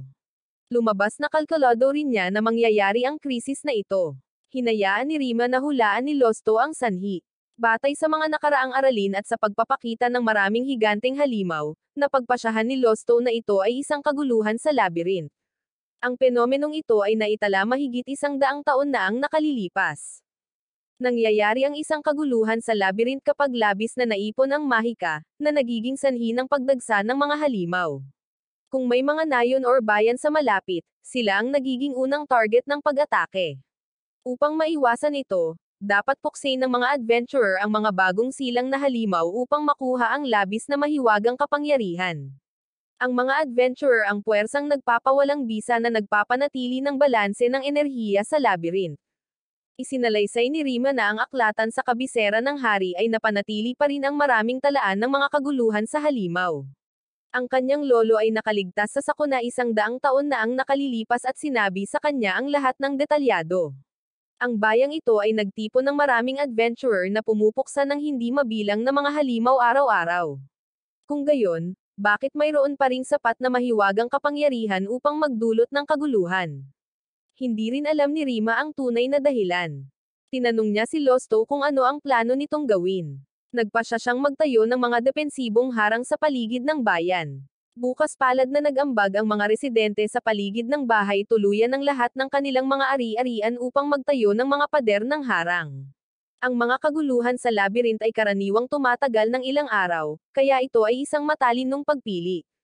Malapit, maraming mga bata ang nagpumilit na lumabas upang makipaglaban ng sama-sama. Pinayuhan sila ni Miguel na maghintay hanggang sa sila ay tumanda. Alam niyang ang mga maliliit ay maaaring magbigay ng pangunang lunas, sumuporta sa mga biktima, or tumulong kay Miss Maria na maghanda ng pagkain. Nang maunawaan ito, sumunod ang mga bata at bumaling upang tulungan ang mga taga-nayon. Nagsimula ang malaking labanan. Sumugod ang mga alon ng mga adventurer upang lumaban. Marami ang gumamit ng mga kariton ng mga ngalakal upang harangan ang mga daanan ng pagtakas ng mga halimaw. Sa una, mga goblin lamang ang naroon, ngunit kalaunan, nagpakita din ang mga halimaw na nasa katamtamang antas. Hindi inaasahan ni Rima na ang kanilang pag-atake ay magiging ganito kabilis, na nakarating sa bayan sa loob lamang ng kalahating araw. Agad niyang inutusan si Losto na muling ayusin ang harapang lugar upang maghanda para sa labanan. Unti-unting dumilim ang langit, at biglang nagpakita ang mga lumilipad na halimaw. Namutla si Lyra dahil ang ganitong uri ay karaniwang kumikilos lamang sa gabi, na nagpapahiwatig na lahat sila ay mga mutated species. Sabay-sabay silang sumigaw, na lumilikha ng isang nakakatakot na tunog. Nagsimulang mag-spell si Rima, sinusunog ang buong kalangitan. Ang unang alon ng mga halimaw ay tuluyang nalipol, ngunit bago pa sila makapagpahinga, dumating ang pangalawang alon. Hinihingal si Rima dahil sa pagod. Humingi sa kanya si Marcina ng karagdagang suporta, ngunit tinanggihan, kailangan niya ng pahinga. Tinanong niya si Losto kung gusto niyang magpatuloy, at agad itong tumango. Si Lyra ang humahawak sa pagpapagaling, kaya't ang koponan ay diretsyong sumugod sa larangan ng digmaan.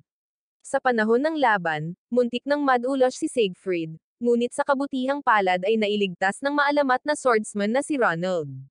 Pinuna niya ang binata dahil sa kawalan ng karanasan, na nagpaiyak sa gumagamit ng asul na mahika. Lumabas na si Ronald ang master ni Siegfried. Nagulat si Lyra nang malaman na ang kanyang grupo ay pamilyar sa mga maalamat na tao. Maging si Marcina ay sinanay niya, kahit na hindi niya ito nabanggit. Si Marcina ay nag-aral sa ilalim ni Rima at Ronald, ngunit sumuko dahil hindi siya angkop sa mga espada at mahika. Sa kabaligtaran, ang pangunahing tauhan ay ang paboritong estudyante ni Ronald. Nagbiro pa nga si Lyra na ang dalawa ay mukhang kambal. Tinawag niya ang fire deity na demonyo ng apoy dahil palagi itong mainitan ang ulo. Ang asul na mahika na espada na taglay niya ay mas espesyal pa kaysa sa sandata ni Siegfried, na tumutulong sa lahat na maunawaan kung bakit niya ito minsang ipinasa sa kanyang disipulo. Nagpa siya si Ronald na lumaban kapalit ng lahat. Bigla, nagpakita si Hansel, na ikinagulat ng lahat. Agad na nakilala ito ni Rima bilang isang uri ng mahika na nawala sa loob ng daan-daang taon. Inimbitahan siya ng pinuno ng sangay para sa isang pag-uusap at tinanggap ang mga panauhin sa ganitong paraan. Pumayag si Rima, nagtitiwala na patuloy na ipagtatanggol ni Ronald ang lugar na ito. Pinakiusap ni Losto na sumama, sinabing kailangan niyang makipagkita sa pinuno ng sangay. Tumanggo si Hansel, isinama rin si Marcina dahil kasali rin ito. Bago umalis, maingat silang inutusan ni Rima na huwag gumawa ng anumang kalokohan dahil napakalakas ng matandang lalaki. Kahit gamitin ni Losto ang lahat ng kanyang lakas, maaaring hindi siya manalo. Nang marinig ito, hindi maisip ni Losto kung gaano katakat ang taong ito. Pagkatapos magsalita ni Rima, nag-orasyon siya, binasag ang pinto bilang pagbati. Nang makita ito ng matandang lalaki, ngumiti lamang. Lumabas na kabilang siya sa lahi ng elf, na pinapaborin ng mga Diyos. At ngayon, marahil siya na ang huling individual na nabubuhay pa. Dahil alam niyang ang lalaking nasa harap nila ay ang master ng kanilang master, nanatiling tahimik ang tatlo, hindi nang ahas na magsalita. Isa siyang elf, isang lahing sikat sa kanilang kakayahang kontrolin ang mahika na higit pa sa mga tao, at siya rin ang tanging elf na nabuhay ng mahigit 600 taon. Sa madaling salita, isa siyang salamangkero na dalubhasa sa lahat ng uri ng mahika sa mundo, isang taong kahit si Rima ay hindi kayang tapatan. Noong una, inakala ni Losto na si Rima ay isang minsanang henyo na nag-aral ng mahika. Tiningnan ng lalaki si Marcina, dahilan para bahagyang umatras ang dalaga. Gustong malaman ng tatlo ang tunay na dahilan kung bakit niya sila ipinatawag dito. Matapos ang lahat ng panahong ito na walang komunikasyon, malinaw na hindi ito maaaring para lamang gunitain ang nakaraan. Nang makita ang kanyang dating disipulo na nagsasalita ng walang galang, nakaramdam ng sandali ng kalungkutan ang matanda, ngunit naunawaan ni Hansel ang intensyon ng kanyang master.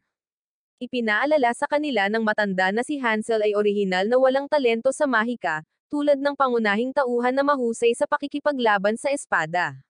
Bagamat hindi siya matututo ng anumang mahika mula rito, tinawag pa rin siya ni Hansel na master dahil marami siyang natutunang mahahalagang aral.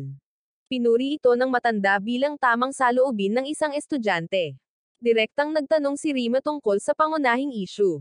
Gumawa ang matanda ng mga mesa at upuan para sa lahat upang makaupo at makinig. Inamin niya na ang lahat ng mga pangyayari sa labas ay nasa loob ng kanyang mga kalkulasyon. Dahil alam na niya nang maaga na magaganap ang kaguluhan, pinayagan niya ang masasamang adventurer na pumunta rito para magamit kung kinakailangan upang kapag sila ay masawi, hindi ito maging kawalan. Ang mga babala na umalis sa bayan ay para sa mga mabubuting adventurer at sibilyan upang maiwasan silang madamay. Natuklasan na ni Rima at ng kanyang grupo ang mga hindi pangkaraniwang palatandaan mula sa mga mutated na halimaw at nagtataka kung bakit sila patuloy na nagbabago. Lumabas na mga palatandaan ito ng isang paparating na kaguluhan sa labyrinth. Tinanong ni Marcina kung bakit nila alam ngunit hindi binalaan ang mga tao na maghanda para sa paglikas. Ipinaliwanag ni Hansel na alam lamang nila ang isang kaguluhan na darating ngunit hindi kung kailan. Kung magkakalat sila ng maling impormasyon, na magiging sanhi ng pagkataranta ng mga tao sa loob ng isang buong taon habang hindi pa dumarating ang kaguluhan, mas malala pa ang mga kahihinatnan. Napagtanto ni Rima na ito ay tunay ngang lihim na impormasyon na hindi maaaring ibunyag. Sinabi ng matanda na hindi sila ang sanhi ng kaguluhan, kundi sinusunod lamang nila ang mga utos na ilihim ito mula sa itaas. Nahulaan ni Losto na ang nasa itaas ay ang guild sa maharlikang kabisera, ngunit umiling siya, na nagpapahiwatig na mas mataas pa ito. Agad na naunawaan ni Rima na ito ang taong may pinakamataas na awtoridad na kumokontrol sa buong guild ng mga adventurer sa bansang ito. Wala nang dahilan para magtago ang matanda. Ang labanang ito ay maaaring tumagal ng maraming araw, at kahit na ang ilang mga bayan ay masisira, kapag naubusan ng mahiwagang kapangyarihan ang mga halimaw, babalik sa normal ang lahat. Napakalayo ng maharlikang kabisera para maapektuhan at maliliit na bayan lamang ang magdurusa. Ang layunin ng pagpapanatili nito ng lihim ay upang protektahan ang maharlikang kabisera. Dahil ayaw ng matanda na mangyari ito, kumilos siya ng mag-isa. Dahil alam na alam ito ni Rima, ginawa niya ang kanyang unang kahilingan na magpaliwanag tungkol sa mga puting haligi sa bayan. Mukhang hindi sila nakakapinsala, ngunit sa katunayan ay mga harang na nagpoprotekta sa bayan mula sa mga halimaw. Ang pagpapanatili ng harang ay nangangailangan ng isang napakalaking pinagmumulan ng mahiwagang kapangyarihan. Dahil kakasimula pa lang ng kaguluhan, ang mga adventurer, kahit malalakas, ay pagod at hindi na kayang gampanan ang gawaing ito. Kaya naman, kailangan niya ng isang heavyweight mage tulad ni Rima. Sa kasalukuyan, wala nang ibang may ganitong napakalaking magic power gaya niya. Siya mismo ay masyadong matanda na para magbigay ng enerhiya. Sinabi ni Hansel na diretso silang pupunta sa pinakamalalim na antas ng labyrinth para labanan ang boss. Nagulat ang grupo, dahil hanggang ngayon ay wala pang nakakatukoy sa lokasyon nito. May natunton na mga pahiwatig ang guild, ngunit naisip ni Losto na masyadong malabo pa rin para ipagsapalaran ang kaligtasan ng kanyang master. Pinagtibay ng matanda na kung maaalis nila ang boss, mapuputol ang magic source ng labyrinth at matatapos ang kaguluhan. Sa wakas ay pumayag si Rima. Sa labas, nakikipaglaban pa rin sina Ronald at Siegfried, ngunit hindi nababawasan ang bilang ng mga halimaw. Ang grupo ni Miguel ay natatalo ng mga mutated demons. Kung sila ay mga ordinaryong halimaw lamang, hindi ito magiging problema. Ngunit ang mga ito ay may malalaking katawan. Kung isa lang ang makakalusot, ang mga batang nasa likuran ay nasa panganib. Hiniling niya sa kanyang amo na tulungan silang itulak pabalik. At syempre, pumayag siya. Samantala, ang pangunahing tauhan ay dinala sa lugar na nagbibigay ng kapangyarihang mahika sa harang. Naghiwa-hiwalay ang lahat upang kumilos ayon sa plano. Hiniling ni Rima sa kanyang dalawang disipulo na hawakan ang mga bagay sa labas habang siya ay pumapasok sa gitna upang patakbuhin ang harang. Hindi niya nakalimutang balaan si Losto na mag-ingat sa matandang elf. Mabilis na napagtanto ni Losto na maaaring tuluyang maubos ng aparato ang mahika ng kanyang master, na maglalagay sa kanya sa panganib kung magtatagal ang labanan. Kasunod nito, ang liwanag ng harang ay direktang sumikat sa kalangitan, na sumasakop sa buong bayan. Doon lamang nila naunawaan na ang bayang ito ay matagal nang pinoprotektahan ng isang hindi nakikitang pader. Nagpanik ang mga halimaw, hindi makapasok. Kahit gaano pa nila subukan, hindi sila makalusot. Ito ang pinakamatibay na pader na nilikha ng Diyos ng apoy. Dahil dito, ligtas na makakarating at makakaalis ang mga adventurer, habang ang mga halimaw ay maaari lamang umungal sa labas. Tumaas ang moral ng koponan habang patuloy nilang nilipol ang mutated na nilalang. Si Siegfried ay pagod at pinayagan ni Ronald na magpahinga, habang si Lyra ay humihingal ngunit sinubukan pa ring hawakan ang kanyang espada upang lumaban. Pansamantalang na-stabilize ang kanilang lugar at namangha si Arya sa harang. Ipinaliwanag ni Marcina na si Rima ang nagsasakripisyo ng sarili para mapanatili ito. Kung magtatagal ng masyadong matagal ang labanan, siya ay mapapagod at hindi makakatakas. Nagpadala si Rima ng mga pamamaalam sa kanyang dalawang disipulo, sa takot na baka wala na siyang pagkakataong bumalik. Habang sila ay nag-aalala pa rin, isang higanteng halimaw ang nagpakita, sumugod diretso sa harang, nagbabanta sa buong bayan. Ito ay isang napakalakas na nilalang, na ngayon ay pinalakas na. Napagtanto ni Ronald na kung patuloy itong umatake, mabilis na masisira ang harang, kaya hiniling niya sa grupo na lumabas at lumaban. Si Losto ang unang lumabas, determinadong huwag hayaang malagay sa panganib ang kanyang master. Ngunit pinayuhan siya nitong manatiling kalmado dahil marami pa ring iba rito. Lahat ng apat na taong may kakayahang makipaglaban ng malapitan ay agad na sumugod, na nagbukas ng daan para sa matanda na sumulong ng mas malalim. Pagkatapos ng ilang panahon ng pakikipaglaban, biglang umatras ang mga halimaw na parang takot na takot. Kasunod nito, nagpakita ang isang halimaw na mas mataas ang antas kaysa sa Phoenix. Sa pagtingin pa lamang, alam na nina Losto at Marcina kung gaano ito kalakas. Itinalaga ng matanda ang una kay Losto habang nakatuon siya sa pagharap sa pangalawa, dahil mayroon siyang sariling mga dahilan upang iligtas si Rima. Tumulong si Arya sa mga support attack, habang ang halimaw ay mabangis na gumanti. Mabilis itong sumugod kaya't ang pangunahing tauhan ay nagkaroon lamang ng oras upang humarang, hinihiling kay Marcina na umatras. Dahil sa kanyang mahusay na bilis, nagawa niyang makatagal ng ilang sandali. Nag-alala si Siegfried dahil unti-unting napapagod si Losto. Nang makita siyang bumagsak, agad na pumalit si Siegfried sa kanyang pwesto, binigyan ng kanyang kaibigan ng oras upang gumaling. Sa kabila ng malubhang pinsala, nagawa pa ring ngumiti ni Losto, na ikinagalit ni Lyra dahil sa kanyang pabaya na ugali. Samantala, natiis din ng halimaw ang mga pag-atake ni Ronald nang hindi nasaktan. Masaya si Ronald na makatagpo ng isang karapat-dapat na kalaban. Sa kabilang banda, sinubukan ni Siegfried at Arya na pigilan ang halimaw, ngunit ang bilis nito ay lampas sa imahinasyon. Natamba nito ang espada ni Siegfried, pagkatapos ay sumugod patungo kay Lyra, na nagpalipad sa kanya. Mabuti na lang at hindi pa ito nasawi. Nabihag ng halimaw ang pangunahing tauhan, na ikinagalit ni Marcina, na determinadong hindi siya mawala. Gamit ang kanyang mahusay na mga diskarte sa malapitang labanan, napatigil niya ang halimaw. Hindi nang ahas si Arya na gumamit ng mga spell dahil sa takot na tamaan ang kanyang mga kasamahan sa koponan. Patuloy na pinalakas ni Marcina ang kanyang katawan, na naghatid ng isang malakas na sipa sa mukha ng higanteng nilalang, na nagpalipad dito. Lalo lamang nitong napagalit. Ilang sandali pa, natalo siya ng daan-daang hampas. Sa kabila ng pagpapalakas ng kanyang mga braso at binti para sa depensa, hindi niya ito natiis. Gayunpaman, nakamit ang kanyang layunin. Sa sandaling na-distract ang halimaw, nakabawi si Losto at sumugod gamit ang isang nakakasawi na sword attack, na tinalo ang halimaw. Ngumiti si Marcina nang may kasiyahan bago nawalan ng malay dahil sa sakit. Nang magkamalay siya, tapos na ang labanan.